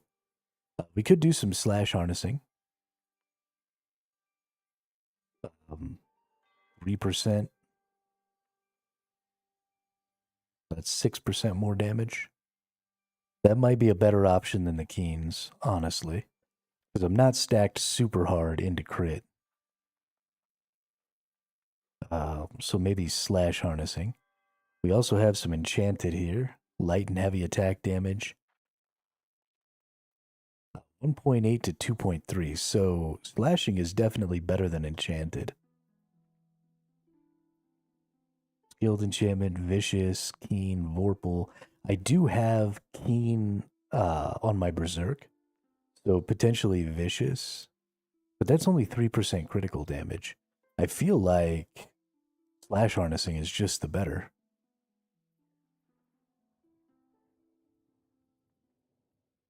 Yeah, let's just do some slash harnessing here. Because it gets up to the same amounts, and it's all damage, not just... Both of my weapons are slashing. Basically, all the damage I do is slashing. I feel like that's a good one. So for offense, we're going to get the slash harnessing. Attach. Confirm. And then attach charms here. Oops, wrong one. Attach. Slash harnessing, attach. Confirm.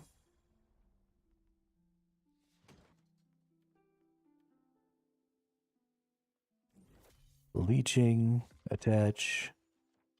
Confirm. And then we'll get a couple more turquoise. Cut, pristine. Turquoise.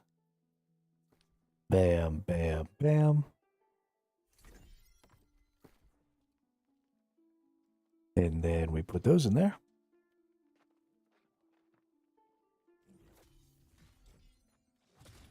And my regular swing damage should be significantly stronger now.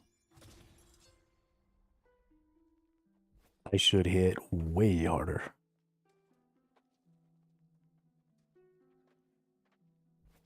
And I like that. So let's go OPR it up and see what happens, eh?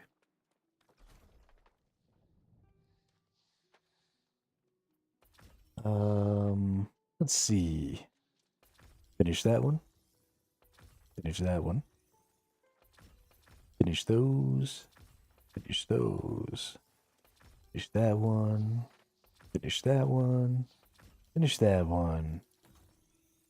Finish that one. Hey, we're level 98, ladies and gentlemen.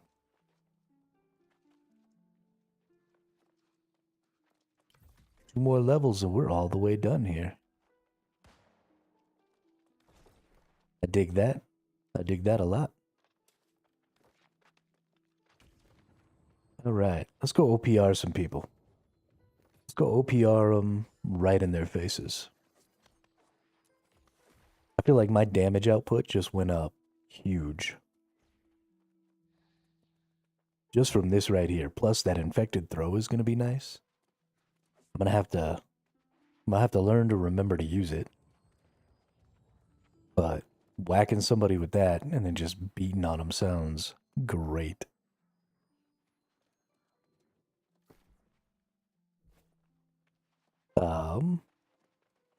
Let's not be a doofus.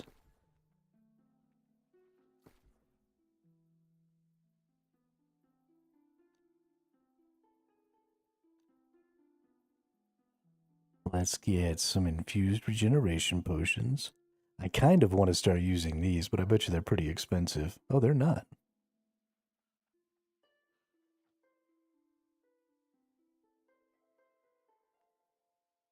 Okay. Actually, 100 of those is kind of expensive. Well, let's go back and see what regular regeneration potions are. Yeah, okay, they're only 5. Okay, so those are like 4 times as expensive. They are pretty expensive. Honestly, that's probably a really good way to be making currency right now, is crafting potions.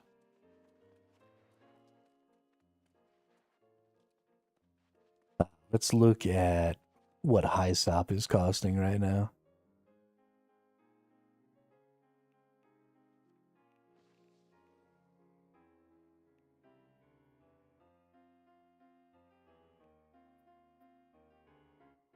Yeah, 0.73, 0.9. Almost a gold for a high sop right now. Oh my god. That's ridiculous.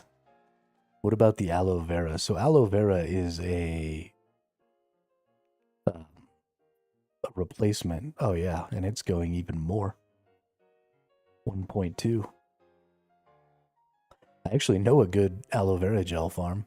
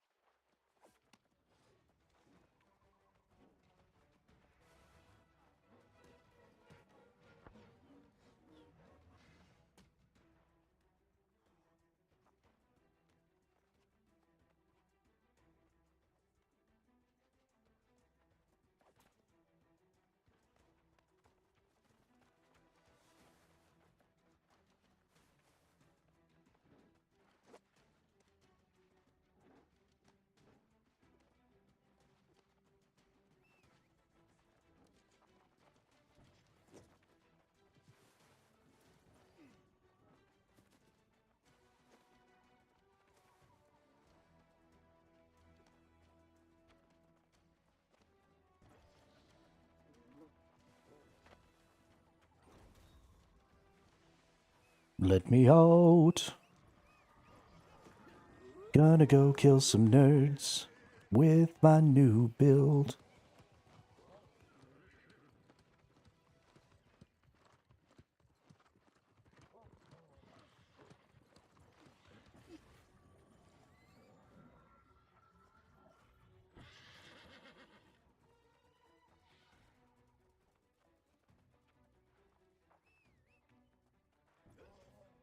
Oh yeah, we got a bunch of people over on here.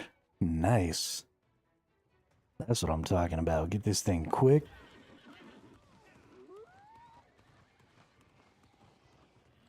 And then get over here and pummel people on this middle point. It's clobbering time.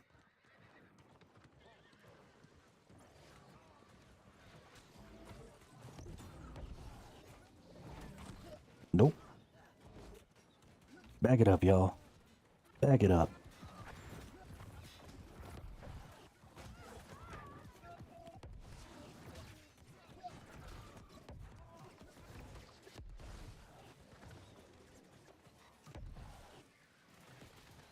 There we go. Get him knocked out of there.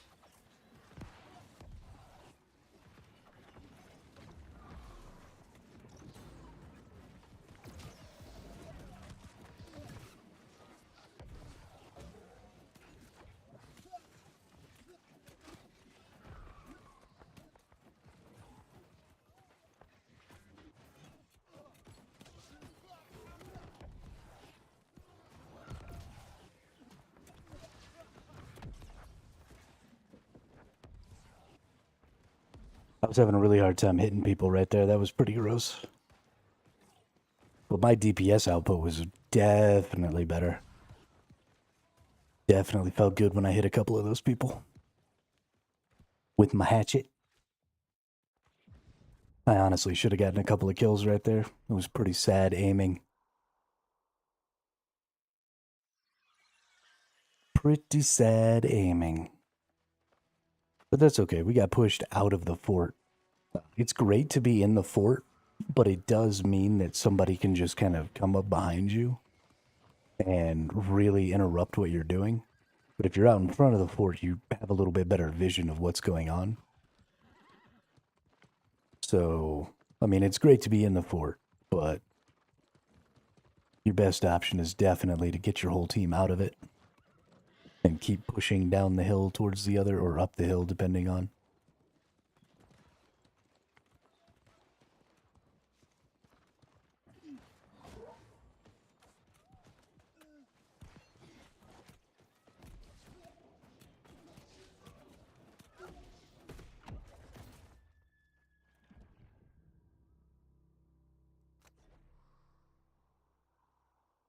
Got that dude with that rend. Definitely did way more damage because of it. Almost got that kill. Probably should have been a little more careful and not just run in there all willy-nilly, but you know me. I'm a willy-nilly running kind of a person.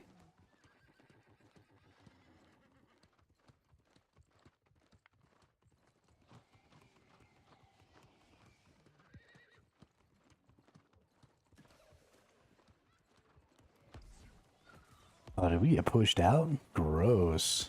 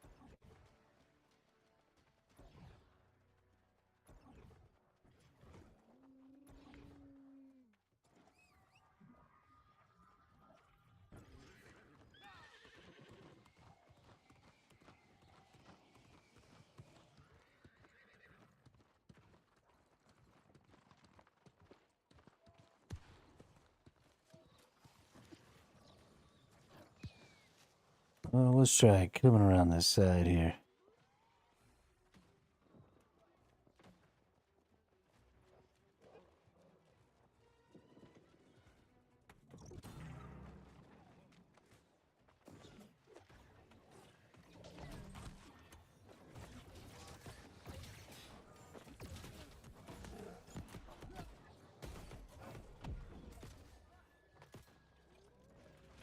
Okay, well that went interesting.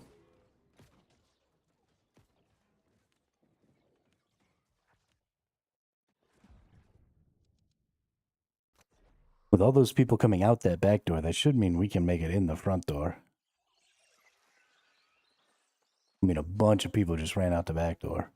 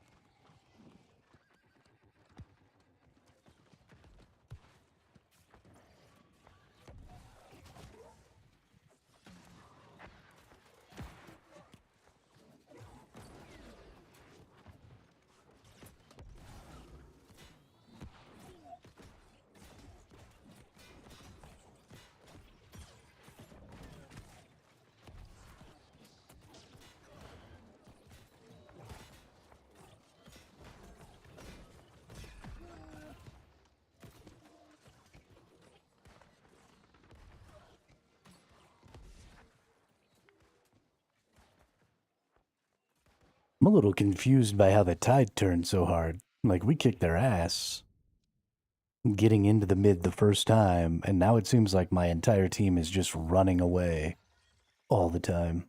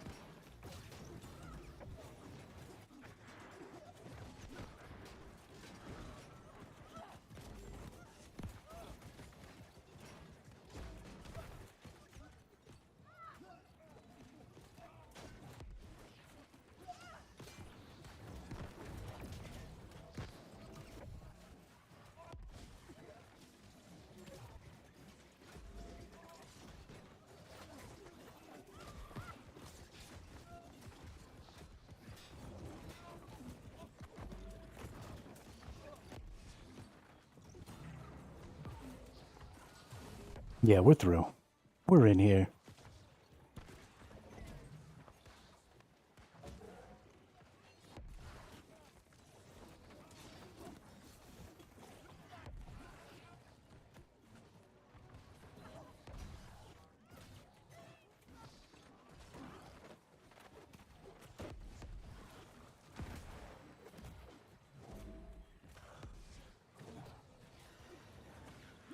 All right. Nice push. Nice shove. Now let's get out the front gate.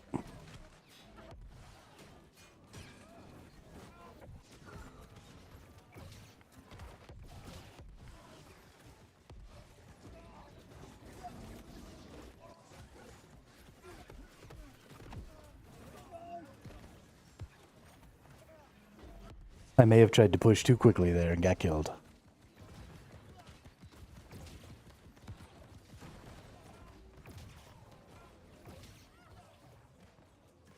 Oy vey. These little siege fights at these doors are kind of entertaining, if I'm being honest.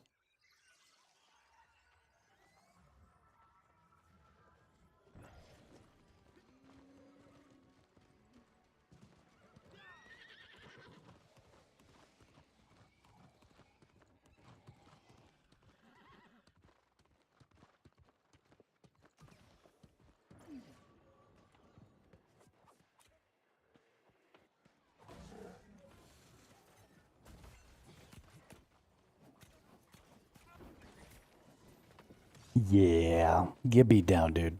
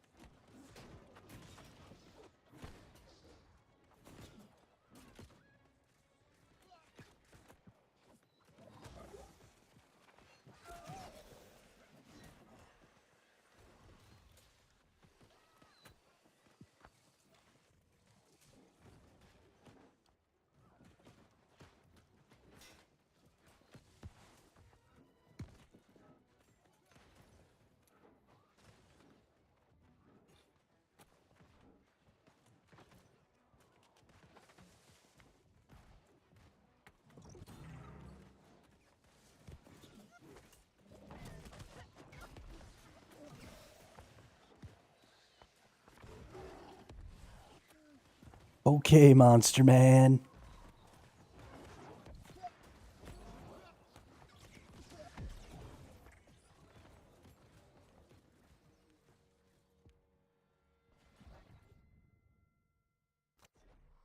Monster's so good.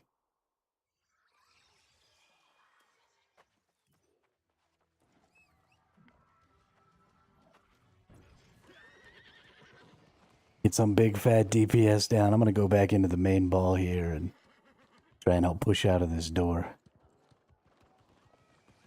I think having my tanky ass out in front is pretty good. Yeah, we're getting pushed back out here.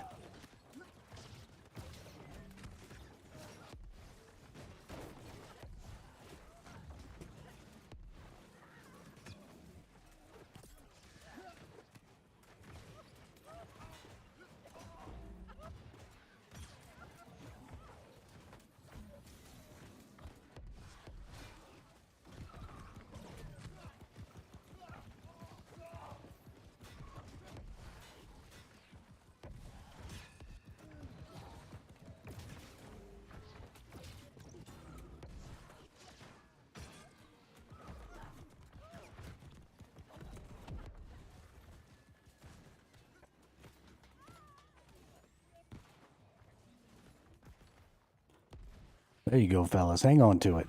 Get it.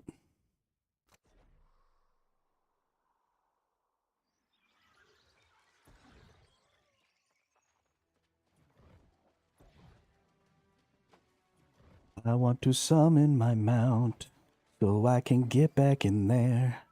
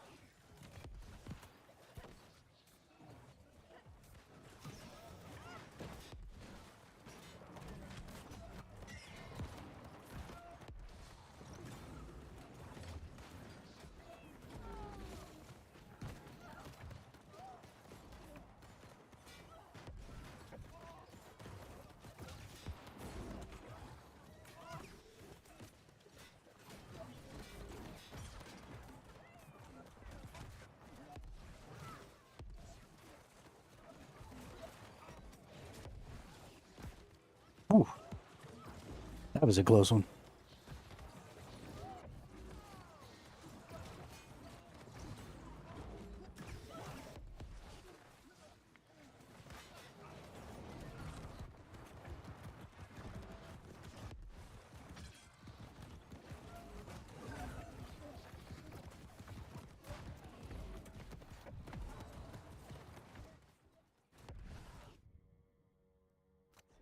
Ooh, that's a rough fight. It's hard to know when to switch and start trying to hit some people, and when to stay there and just try and be tanky, and when are you about to get unloaded on, so you should probably step back, and it's a crazy one. We're doing a good job hanging on to it, though.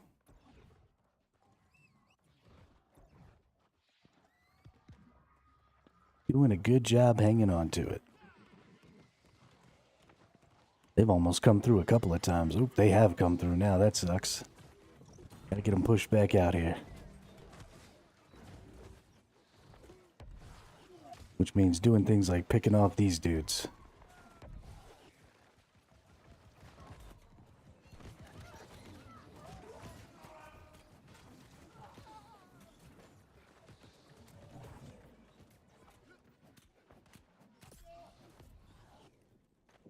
Nice. Way to clear them out, everybody.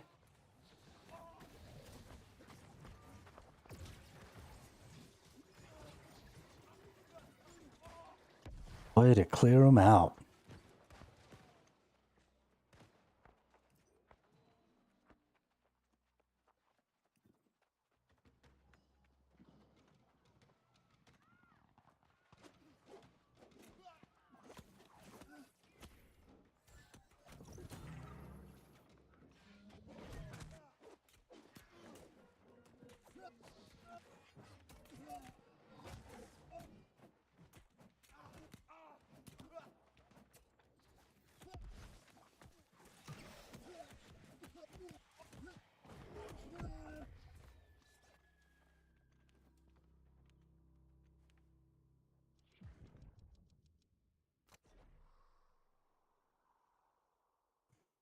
One of these days, I'm going to actually be able to hit people. It's going to be great.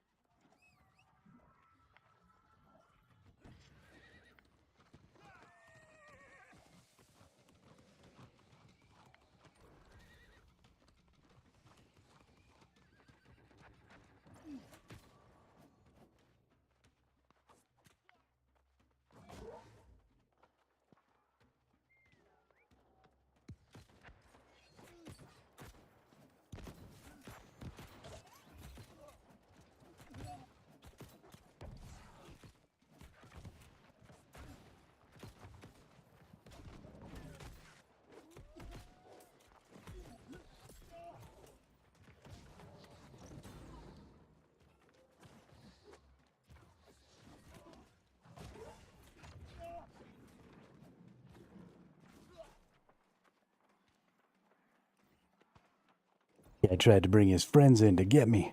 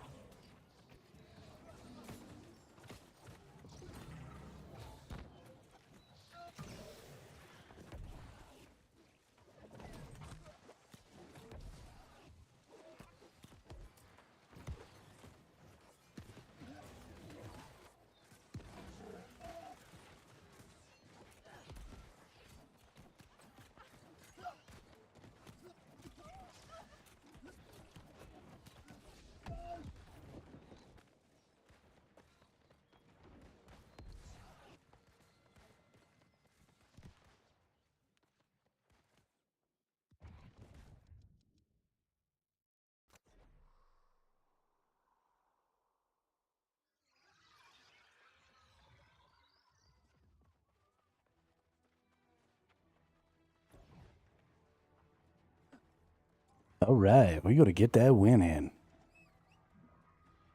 Good job, teammates.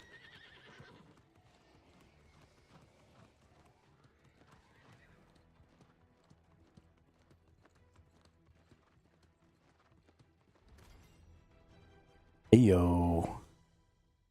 We got him.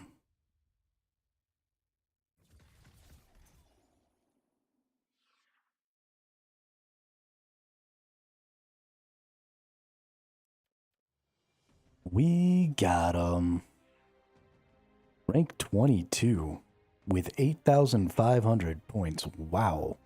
Somebody got 46,000 points and healed 5.6 million HP.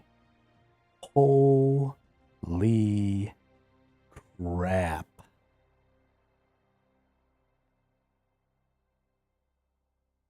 That is crazy. That's double the next healer. Oh my god. That guy healed more than 10 times the amount of damage I did. If it was 10 of me versus that person, we never would have killed him. That's bonkers. I defended or shielded 210k though. That's my personal best. For sure. And I think the highest in the... Oh, no, somebody else got 278. Somebody else got 348. Wow.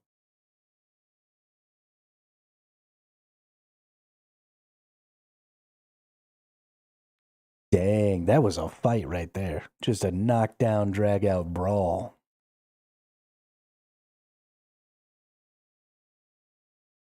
That was real good times. Real good times.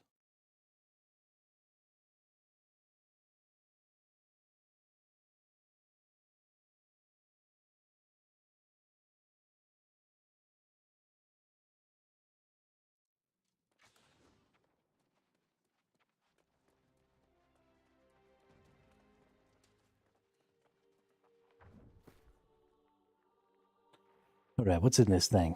Give me something good. Nope. Nope. Nope.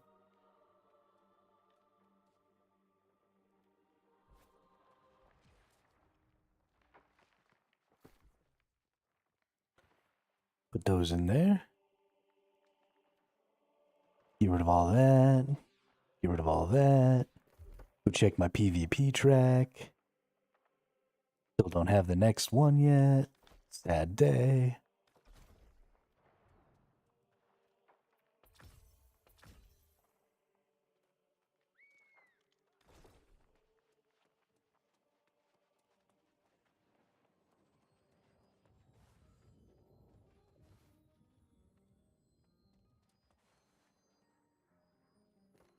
What kind of, oh.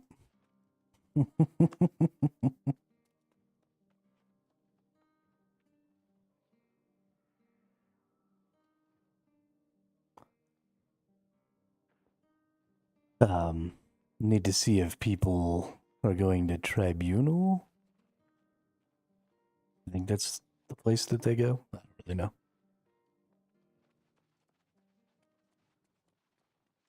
I need to start doing more of these runs.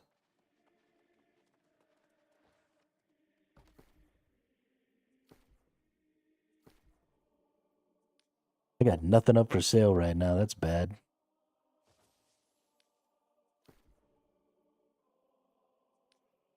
Surely this accelerated resolve isn't worth shit.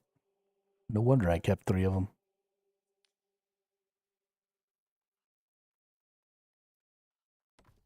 Let's check the map. Let's see if we have weavers. We do have weavers, but it's being contested right now. Ah, darn it. We're gonna lose it. That sucks.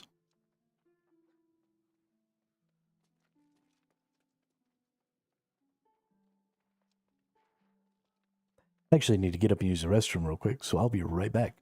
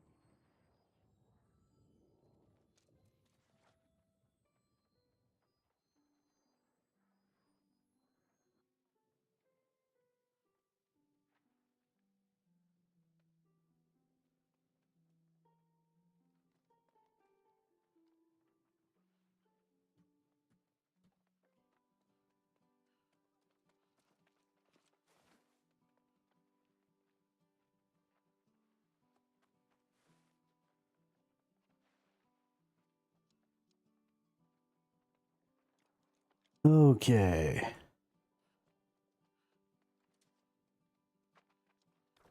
What's next on the menu?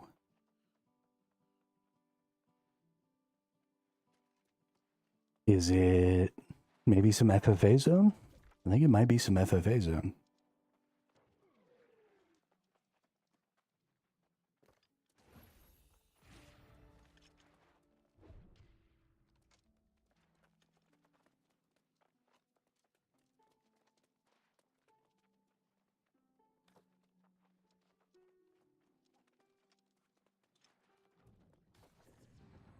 Let's go do some FFA zone.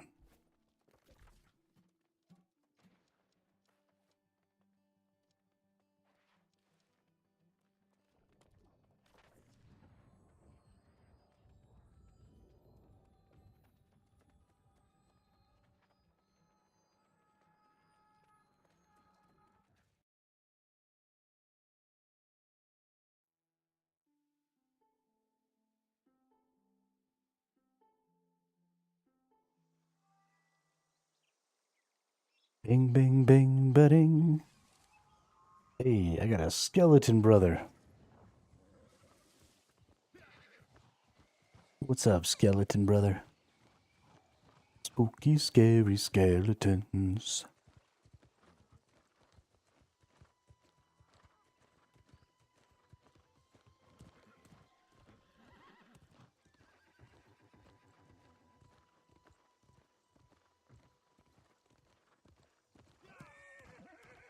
All right.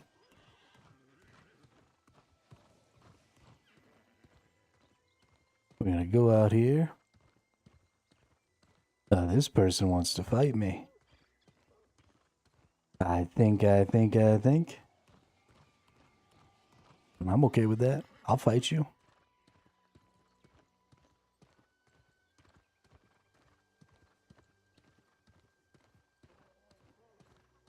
Where you going there, bud?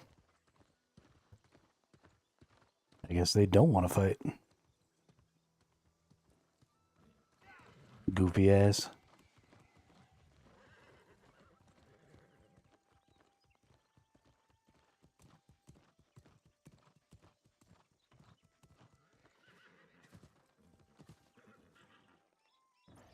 Or maybe they were having to get around. There might be one of the people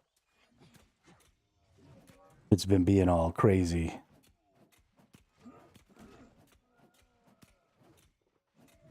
My DPS feels less, not more. Maybe it's just specifically that enemy?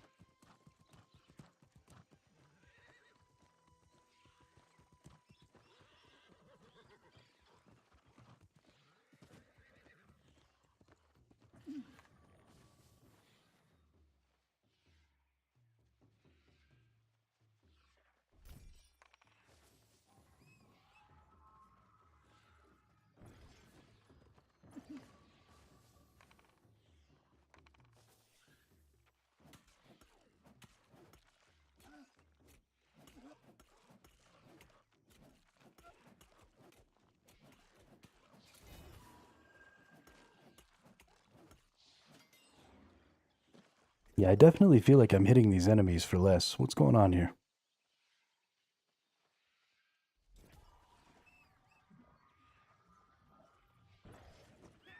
I felt like I was hitting people for more and that I'm hitting enemies for less. And I don't think I like it.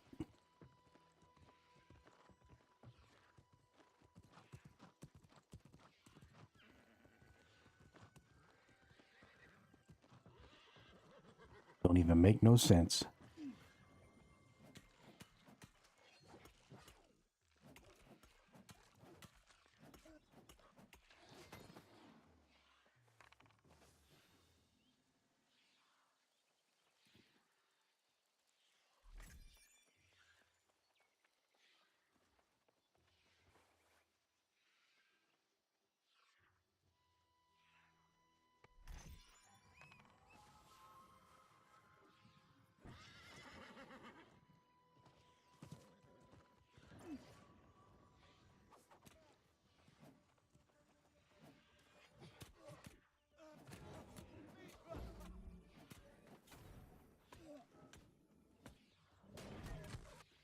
Really? Teamers? Are you fucking serious right now?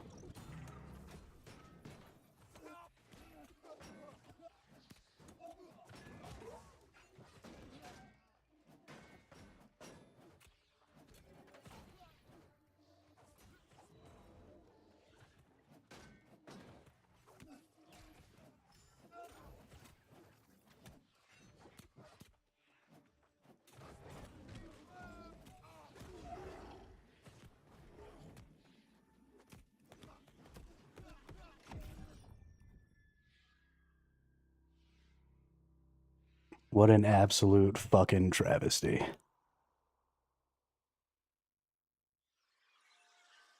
Ugh. How pathetic.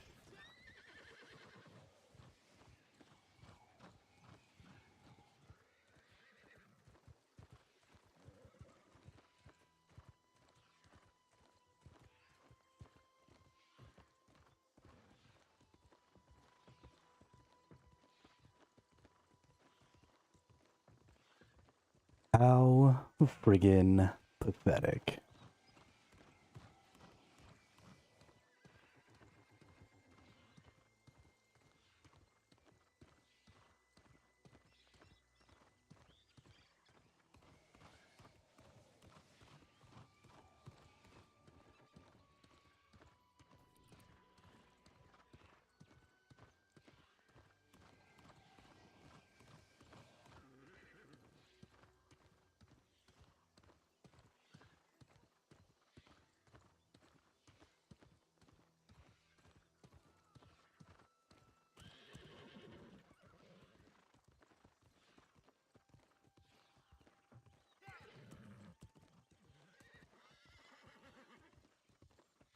How is that even fun? Like, I really. You're coming in with double the strength of everybody else.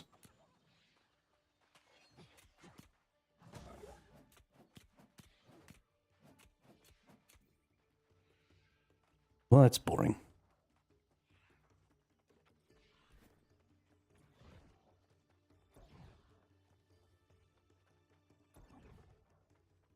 You're not even gonna fight back. Then what's even the point?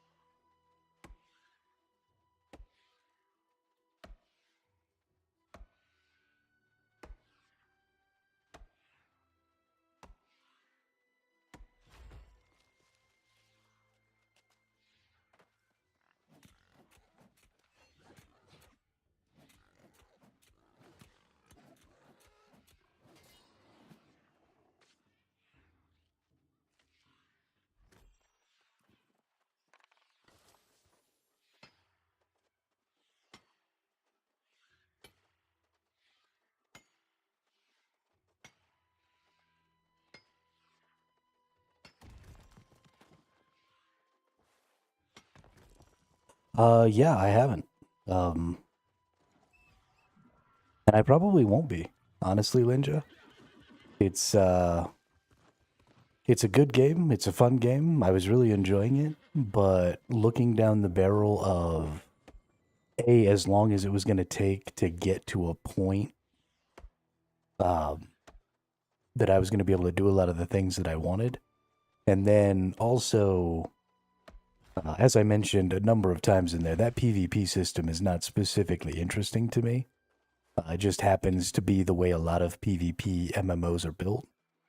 And so, since there's a new patch on New World, there was a new patch on Throne and Liberty. Um, there's just been some stuff that suits my personal preferences. Um, so there's a good chance I won't be going back to Eve. I'll never say never, but there's a better than average chance. I'm actually really enjoying New World right now. Like, a lot, a lot.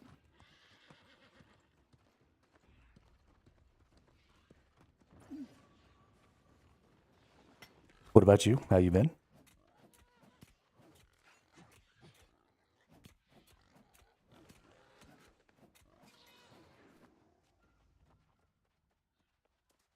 Forgot to harvest my piggy.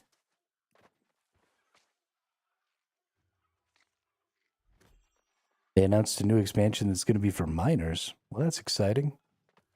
If mining in that game didn't have to take place in the open PvP zone where I could lose everything, it would be interesting.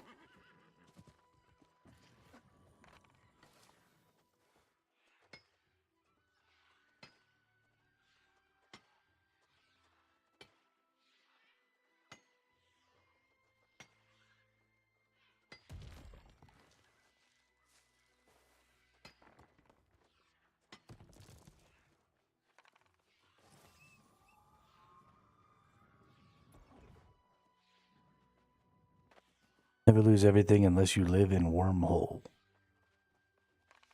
Sure, so I can't lose everything I own, but I can lose everything I took with me. And that's not fun.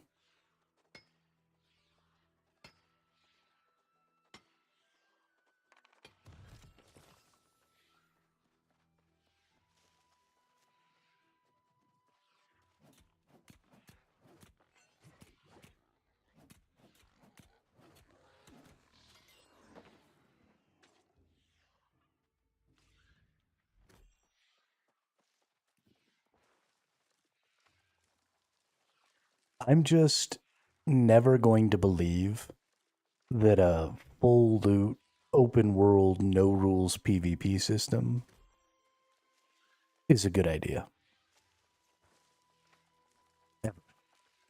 I am never going to believe that. There could be a game that had a loot system like that had 100 million concurrent players, and I would still say it was a bad system.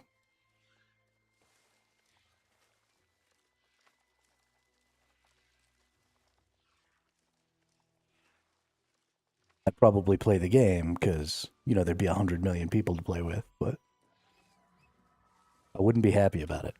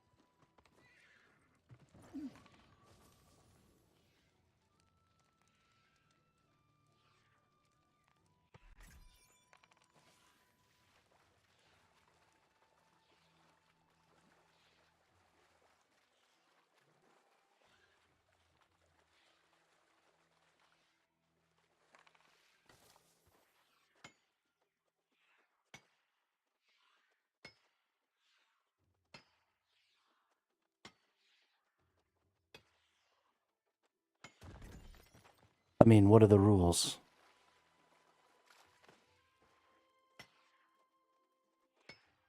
The TOS might enforce some sort of rules, but the game itself sure as heck doesn't.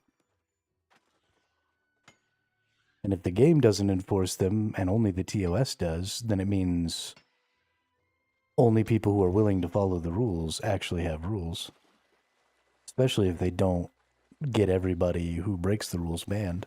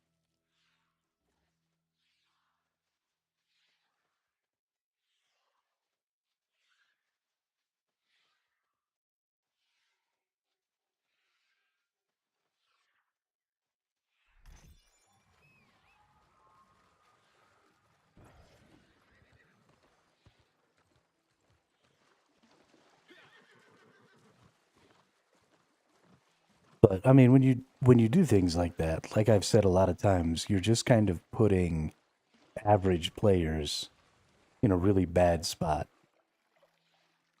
It makes it almost impossible for an average player to make any sort of progress without, joining some sort of a large corporation and having to deal with whatever the large corporation wants to do or whatever rules they want to impose or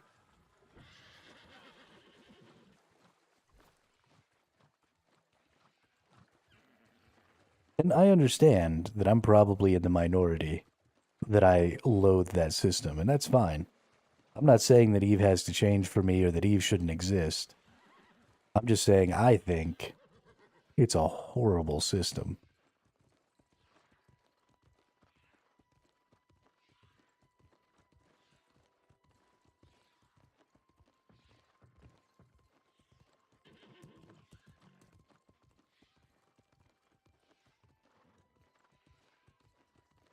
My time is better served playing something else.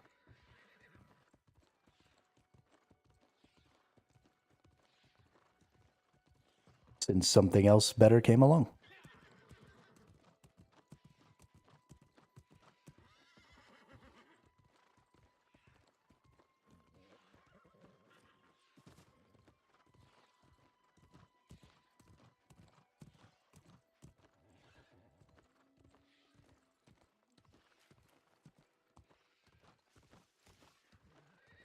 I forgot where I was going. Of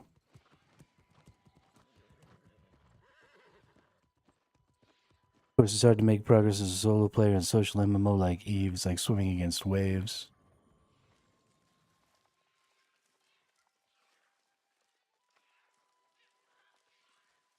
You say social MMO, but social doesn't have to mean grouping together with people.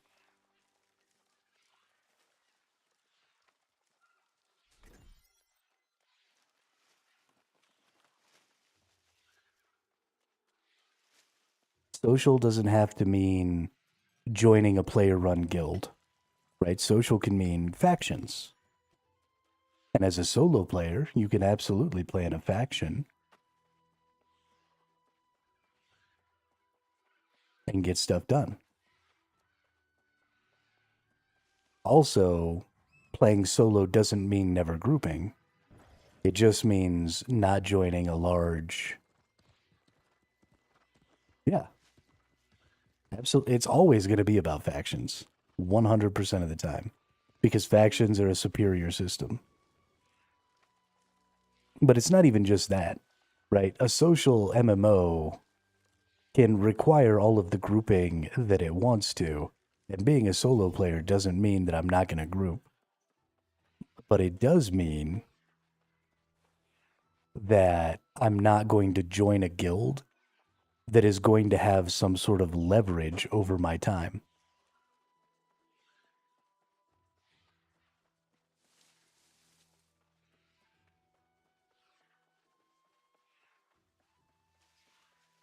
It's like we talked about a million times in Eve.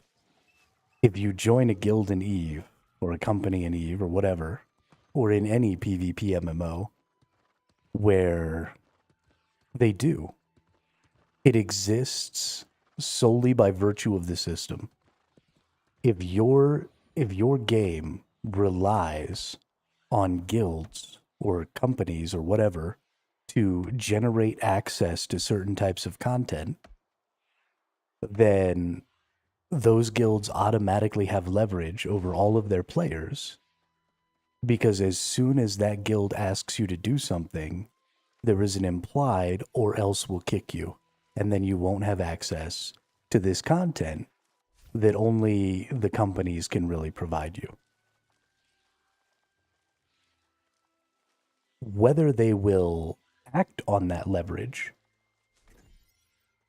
is moot, because the threat of its existence changes the way you play the game, right? I might do content that I don't want to do, that I don't enjoy doing, because somebody who was a leader in my guild asked me to, because of that implied threat.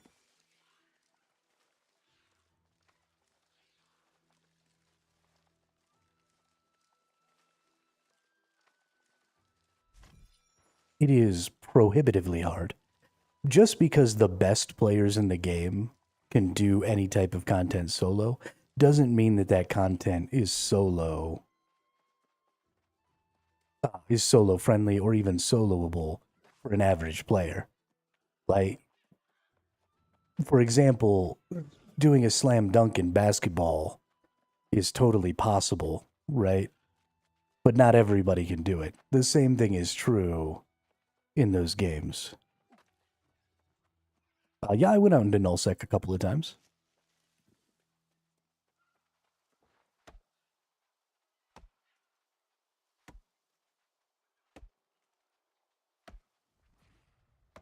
But you can't base the standard on the best players. You have to base the standard on the average player. Yeah, I went into NPC null too.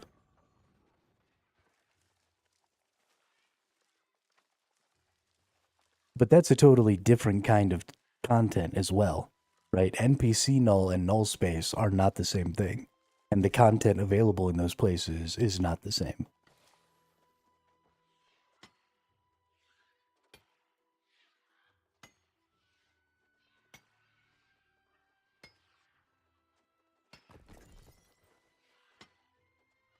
If it was the same thing, you wouldn't have felt the need to clarify that you were talking about NPC null and not normal null. The fact that you felt a need to clarify it means it's not the same thing.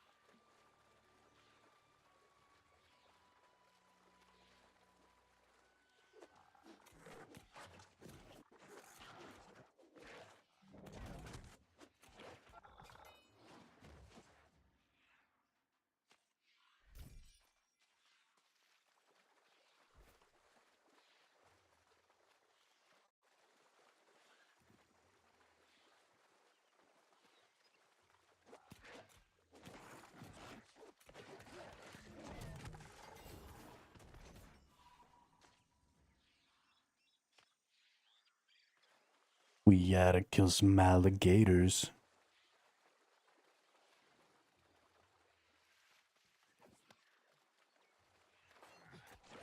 Owned by NBC faction, no one can take over, but normal null is owned by players. Want to own normal null space, it would have leverage on your time.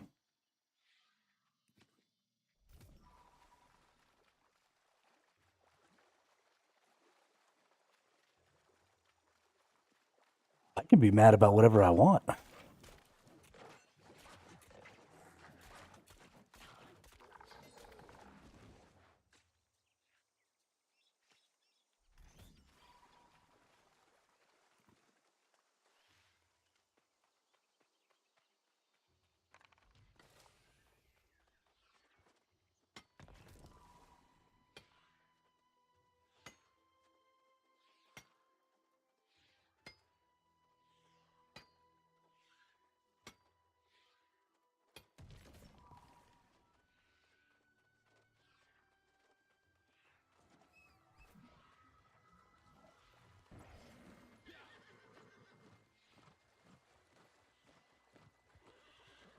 And if the game had a faction system out in null space, like I want, instead of the guild system that it has right now, well, a faction and a guild system, instead of just a guild system in null space, then I would be able to protect the space that I owned in null space because I'd be a part of a faction. And so when other members of my faction were attacked, I would go and help them. And when I was attacked, they would come and help me. And then we would have this mutual aid situation going on.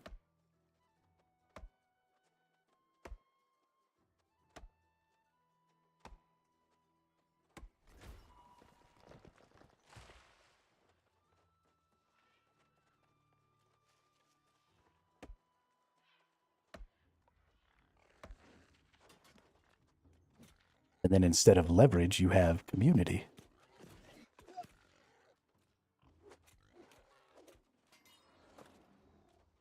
Because I would help them.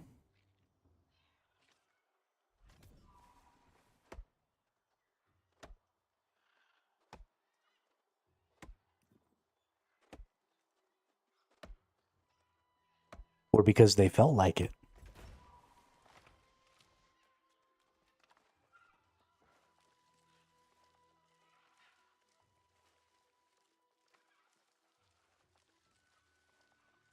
Because that's our faction space, and another faction is invading.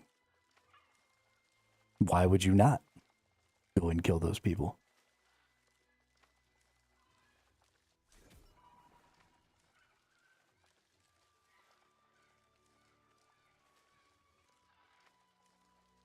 They don't have to remember me specifically.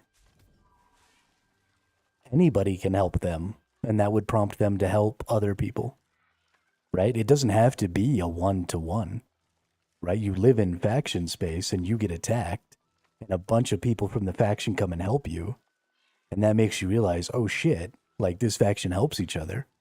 And then regardless of whether or not it's one of those people who helped you or not, you see somebody else in the faction getting attacked and you go over there and help them. If that's not the experience you would have, then you're a sociopath.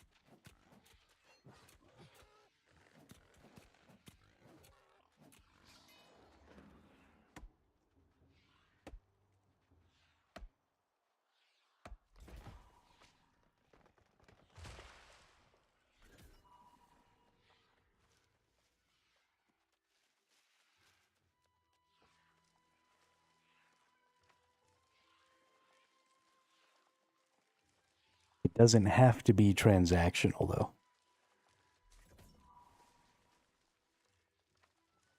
It can just be people helping people.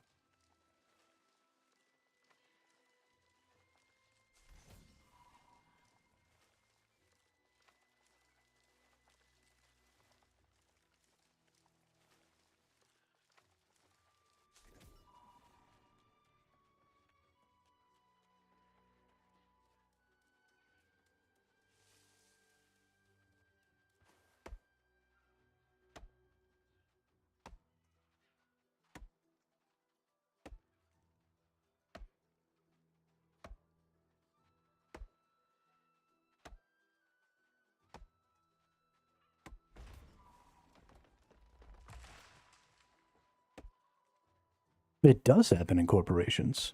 100%.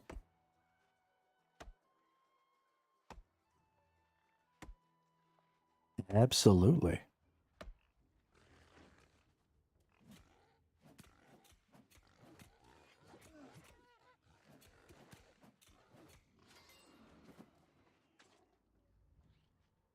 It happens between corporations, right? Where one corporation might live near another corporation, and even though they're maybe not like strictly allied, or, you know, maybe they're not flying under the same megacorp banner or whatever, they might still help each other out and help defend each other and stuff like that. But faction systems don't take away that possibility, right? If I have factions, I still have corps inside of those factions, right? You still want people to be able to play together.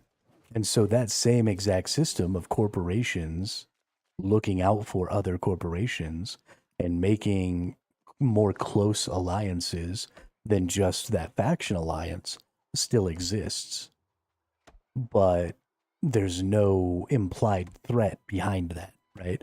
If you make an alliance as a regular corporation with a larger corporation in your same area of space, then you still now have an implied threat from that larger corporation of, you know, we're going to ask you to do stuff, and if you don't say yes, then we might come and wipe you out so that somebody who is going to do what we say might live in your spot.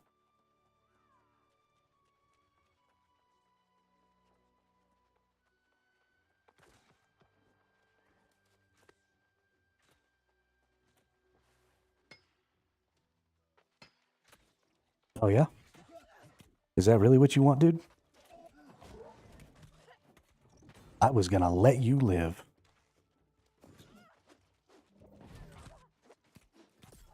But now you have to die.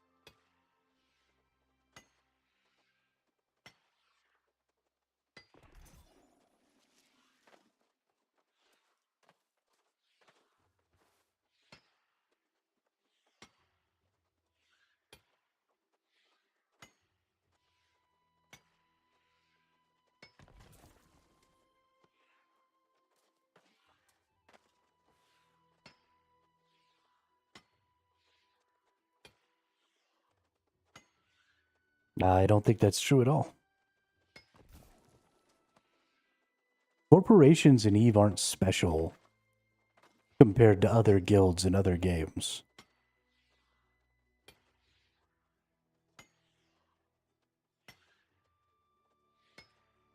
They're structured the exact same.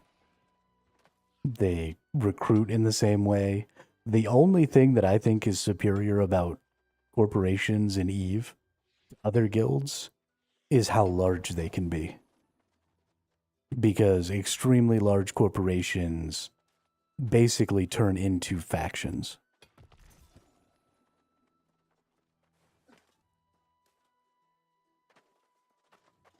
But that still has the exact same issue of there's still some random nerd in charge, right? So now you have faction systems without the player security of a faction versus a corporation.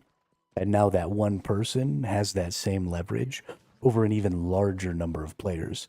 In fact, the size of their corporation increases their leverage per player based on how many players are in their guild or corporation.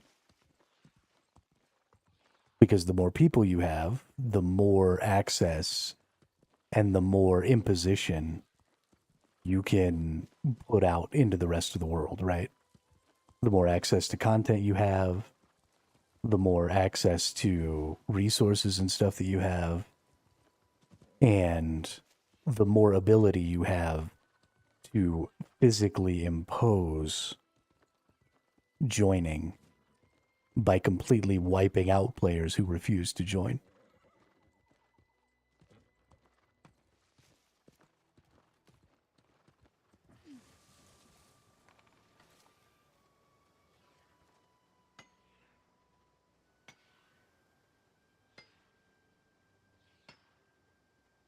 And I get it. Not everybody hates that. Right? There are lots of people out there, obviously, because lots of people play Eve. There are lots of people out there who enjoy that content, right? Who enjoy taking control of regions of space and being able to dictate terms to other players. There are people who enjoy fighting back against groups of people who are attempting to dictate terms and control regions of space and stuff like that. So there's a group of people out there who enjoy that gameplay and who want that gameplay. And those people play Eve. I am not one of those people.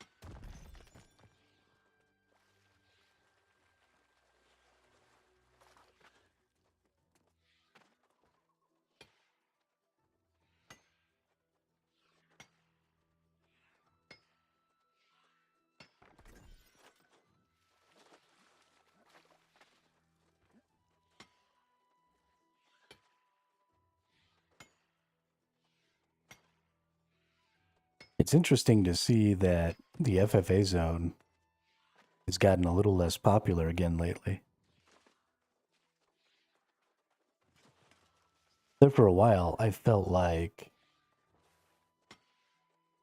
there were just tons and tons of people out here all the time, harvesting up all my resources. But today, I don't really feel like I've seen a ton of people at all. And especially not a ton of people doing the same thing as I'm doing. Normally, all these star medals are taken and all kinds of stuff. But I've been able to get a good chunk of the resources that I want to be getting out here, so that's nice. I was really struggle busing there for a couple of days. Fighting all the time. Not getting as much as I wanted.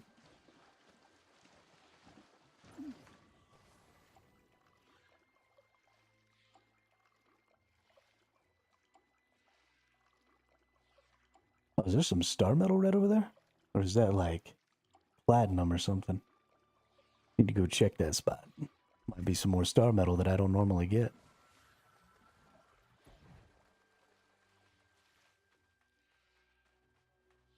Oh, it's platinum. Womp womp. Gotta admit, wish it was star metal.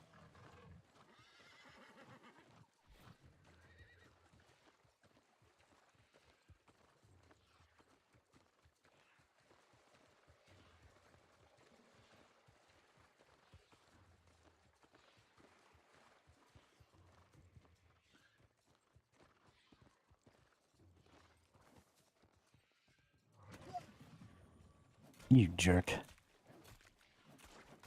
Ah, really? And now you're retreating? Just came over here to knock me off my horse? Jackwagon? Well, apparently I can't walk.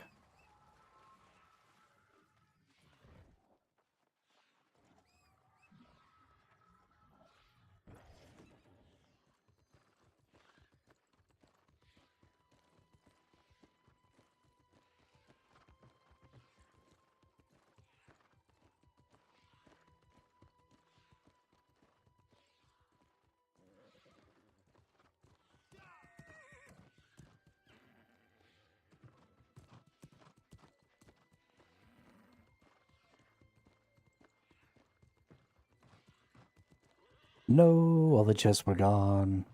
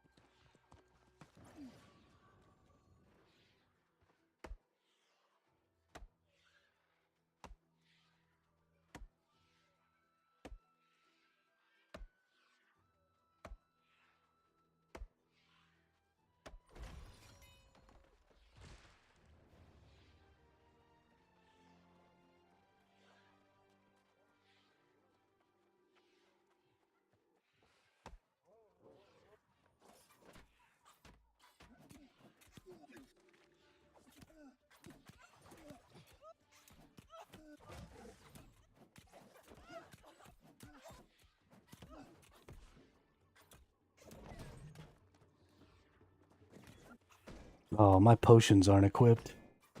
That sucks.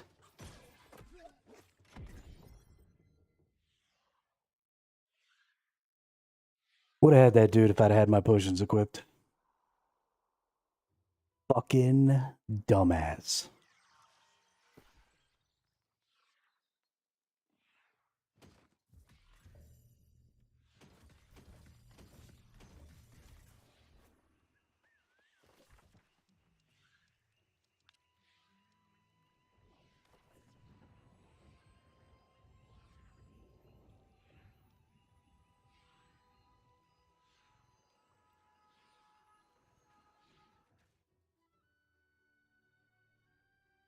Should have tried to monster him. Get back some of my HP.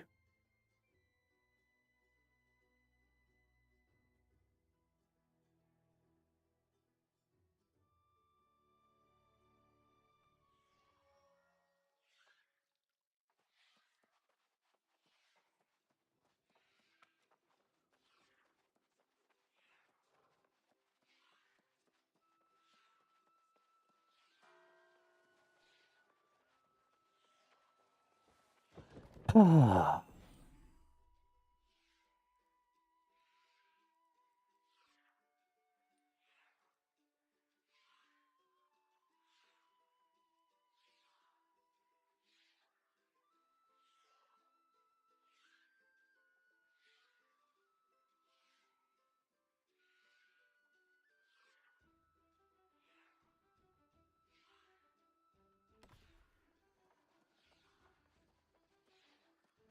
know that I've said this a million times, but I'm going to say it again.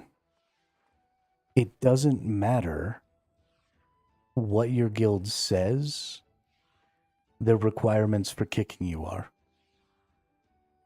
The point is that no matter what they say their requirements are, the actual requirement is just that somebody in a leadership role feels like it. If there was some way that they could write down those rules and say, we'll only kick you in these specific situations, and then that was somehow enforced by the system, then cool. But the people who are telling you that they won't kick you except in these very specific situations are just people on the internet. People can lie to you.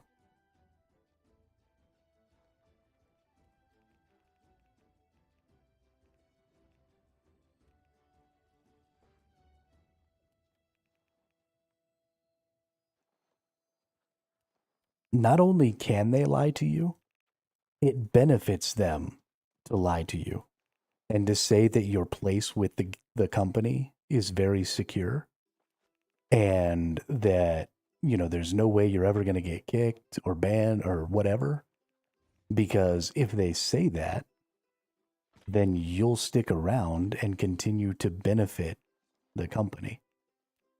Right? Obviously, they're not going to come out and say, oh, well, you know, Joe, the guild leader, is kind of a butt face and sometimes he just gets mad.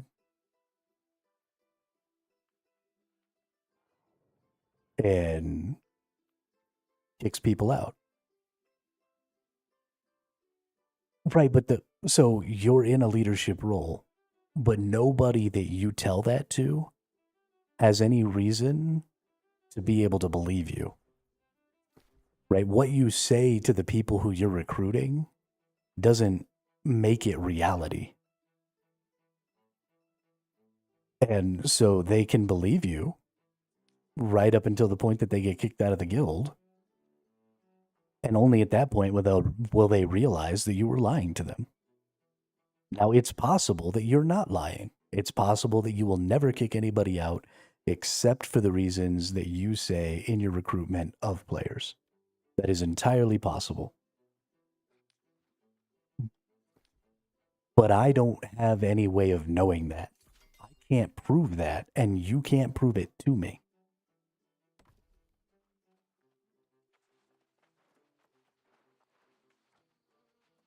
And there is no system enforceable way to make it so. Or maybe even I totally believe you, right? I don't think that you would ever lie. And I join your corporation, and for 6 months, we're playing and working and building together. And then after that 6 months, you decide you don't want to play anymore. You pass off leadership to somebody else, and that person has always hated me, and the first thing they do is kick me out of the corporation. All of the effort that I have now put into that corporation is lost. I have no control over that. I can't keep any of that stuff. I don't get a severance package. I don't anything. And so the only way to guarantee that my time isn't lost is to put in a lot of effort to make it so that nobody ever wants to kick me. And that means being a huge kiss ass, regardless of what a person is doing, right? Somebody could be doing something to another player in the guild that I think is totally deplorable, right? Just being an asshole. You know, maybe they're a racist, maybe they're a sexist, Maybe they're, whatever, and they're just treating somebody like dirt. But because I don't want to lose the value that I've put into the corporation, my incentive is to be on that leader's side because of that. Right? And it doesn't even have to be a political thing. It could be anything. Right? Maybe they're just specifically not giving good ships to this one player because they don't really like that player or whatever it is. But my incentive in that system is to go along to get along.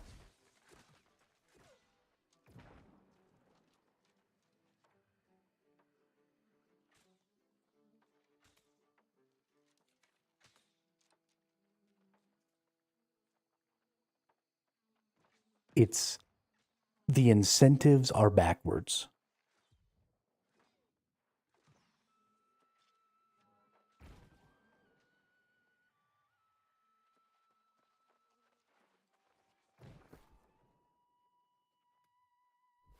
A guild leadership should have an incentive to repeatedly prove themselves to the people who are in the guild. It should not be the people in the guild constantly proving themselves to leadership.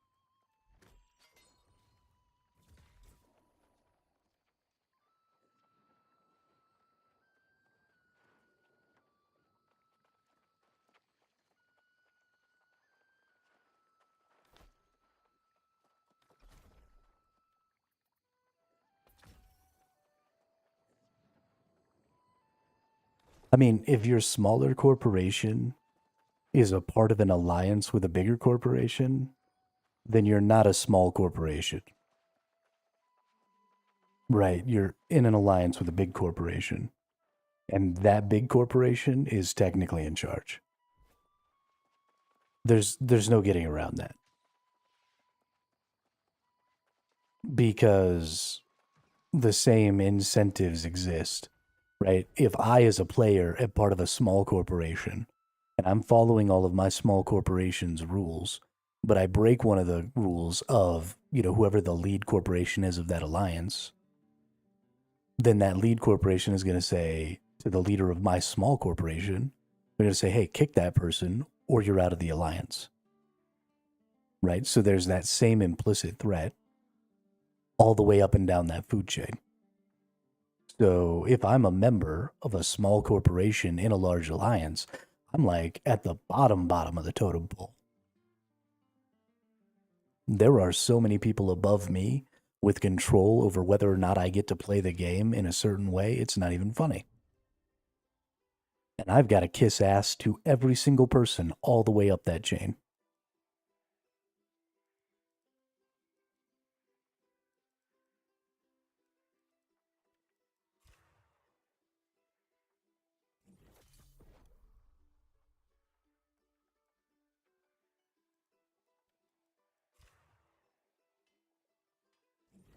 And that feels awful.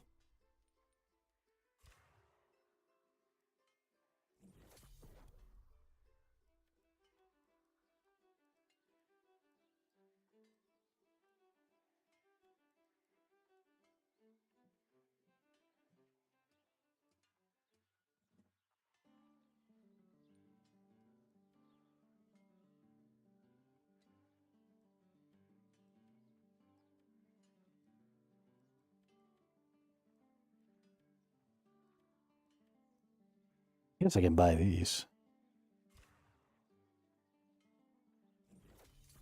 I wonder how many resources I get from them.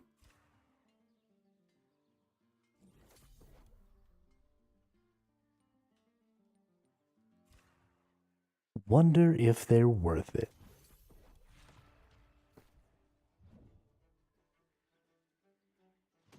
Let's see.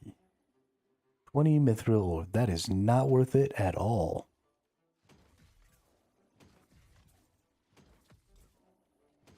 That is, in fact, booty cheeks.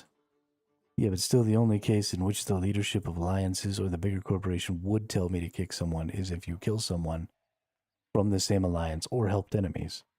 Again, that might be what's written down.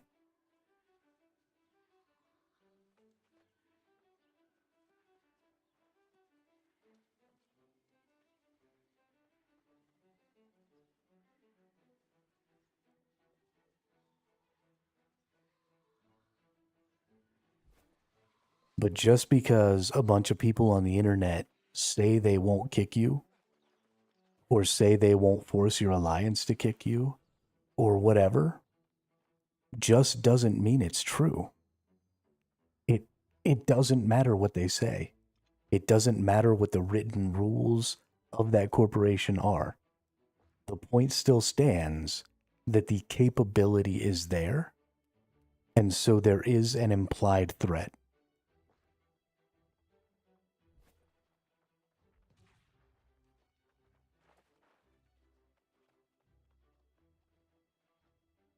If somebody was holding, if you had $1 million stuffed in a mattress somewhere, and somebody found out and they came to your house and they were holding a lighter over your mattress, they were going to burn your $1 million. And they told you, the only way that I will ever light this money on fire is if you say the word rubber duck. If you don't say the word rubber duck, I won't light your money on fire. And then immediately after that, while they were still standing there holding a lit lighter over your $1 million, they said, hey, would you mind making me a sandwich? Would you tell that person no? Or would you assume that if you say no, they're still going to light your $1 million on fire? Because I would just go make that person a sandwich under the assumption that regardless of what they just told me, they're about to light my $1 million on fire if I don't go make them a sandwich.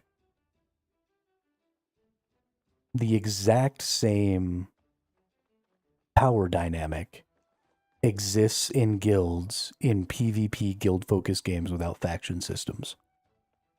They have the ability to light all of the time that you have spent building up and helping that guild on fire. Any resources you've gathered and delivered to the guild, any time that you've spent building up your reputation within the guild, all of that stuff goes away the minute somebody kicks you out. So somebody is holding a match to all of the time you have ever spent in the game and then telling you, I promise, I'm not going to light your time on fire. I'm not going to use this match. I'm not going to use this power. I swear. Trust me. Oh, by the way, do you want to do this thing for me real quick? I swear, it won't have any impact on whether or not I light your time on fire. But I'm just going to stand here holding this lit lighter.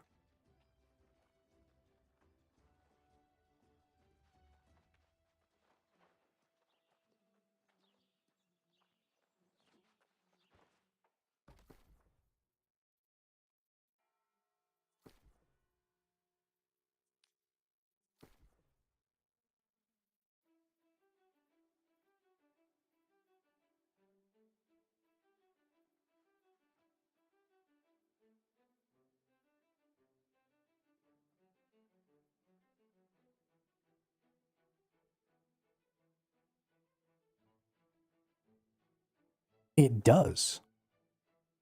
It absolutely means losing everything. Because you've put time, but their written rules don't matter. They are lying.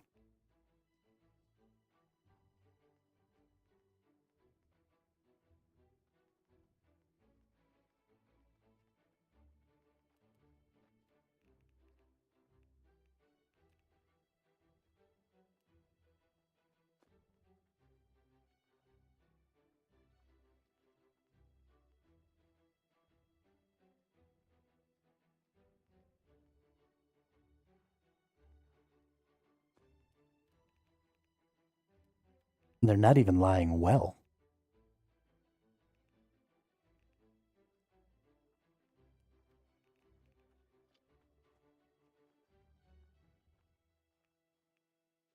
I think you're extremely dismissive, and that basically all of your arguments against me are you don't agree with me, so there must be something wrong. Either you don't understand how corporations work, or you have some sort of trust issues. Those aren't arguments that explain why corporations are good. Those are dismissive. That's just garbage. That's not a debate. That's not a conversation. That's not an argument that proves your point. That's just you being a fucking asshole.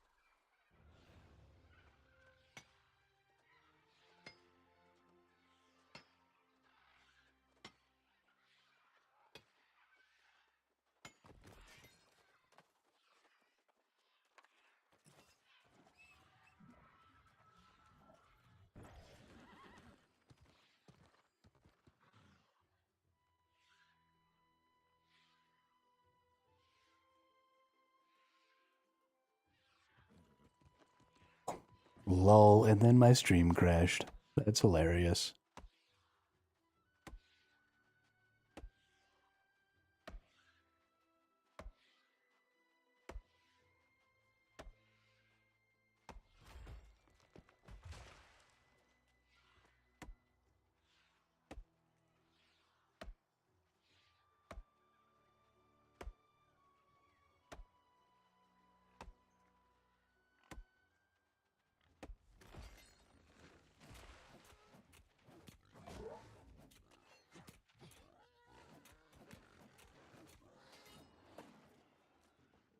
That's freaking hilarious.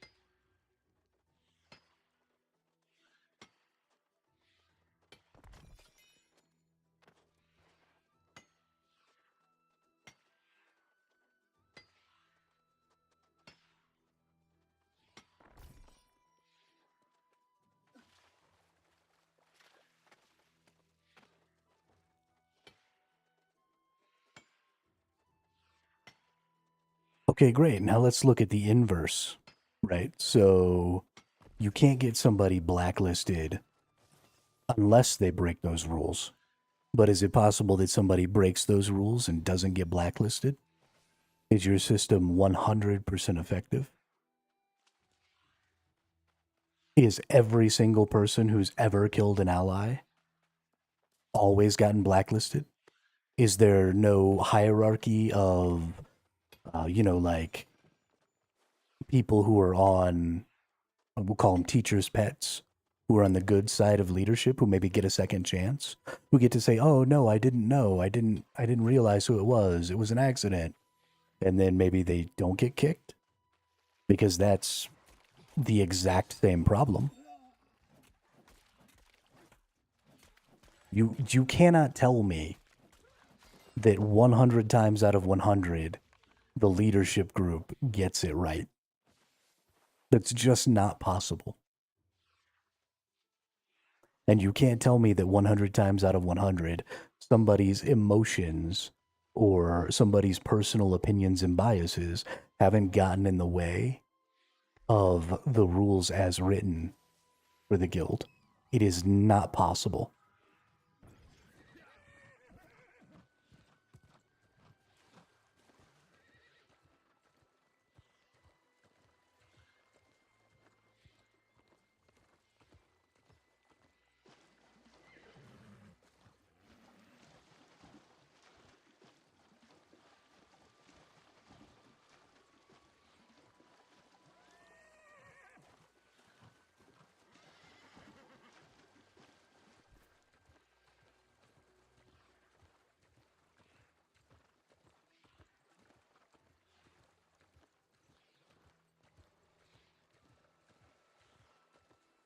Okay, well, there again, we have a negative incentive structure, right? Because the other person has to accept it.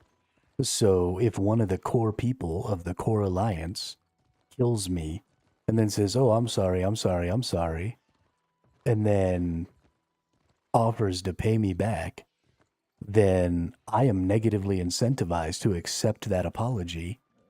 Whereas maybe I know that it was done maliciously, but it doesn't matter because that person's on the inside. And so now I've got to play nice to protect my position within the alliance. Because if I don't play nice, then somebody might decide that they're going to start looking for a way to get me kicked because they're in a leadership role and I didn't play nice with their friend or whatever. Politics is always a series of negative incentives.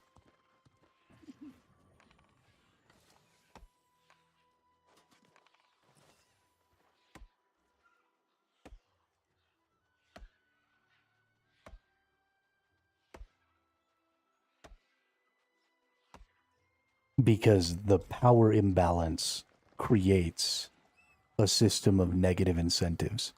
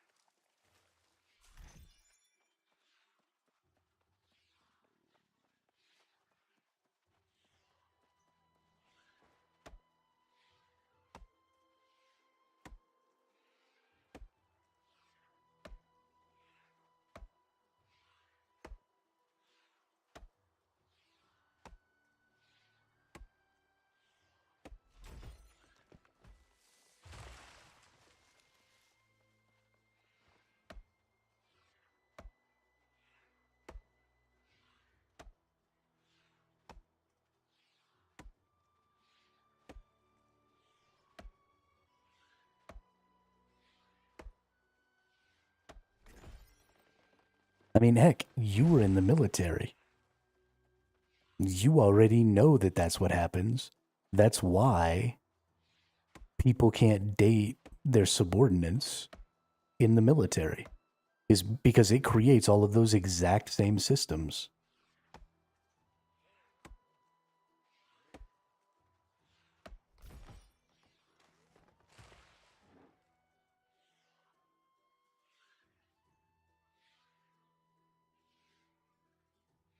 Right? If you date a subordinate, then all of the other subordinates are going to be under some sort of impression that now that person has some sort of clout and pull. And so they have to be extra nice to that person or do what they say or walk on eggshells around them because they're close with the person who is their superior. The exact same system exists in the military. And they've gone through massive steps to try and curb those situations and keep them from happening. And they still happen all the time, right? Your first or my first class when I was in the Navy, my first class had favorites in the division, and those people always got the better assignments. Everybody else got the bullshit work. And you knew you couldn't say anything, and you knew you couldn't tell off those people because they were in tight with the first class or the chief or whatever. Whether they were doing wrong or not didn't matter. And if they came to you and said, hey, can you help me with this or something like that? You had a negative incentive, right? You had to say yes because that person was in tight with the chief of the first class, whether you had other shit going on or not. It is literally the exact same system in companies in EVE, in any guild, in any PvP game.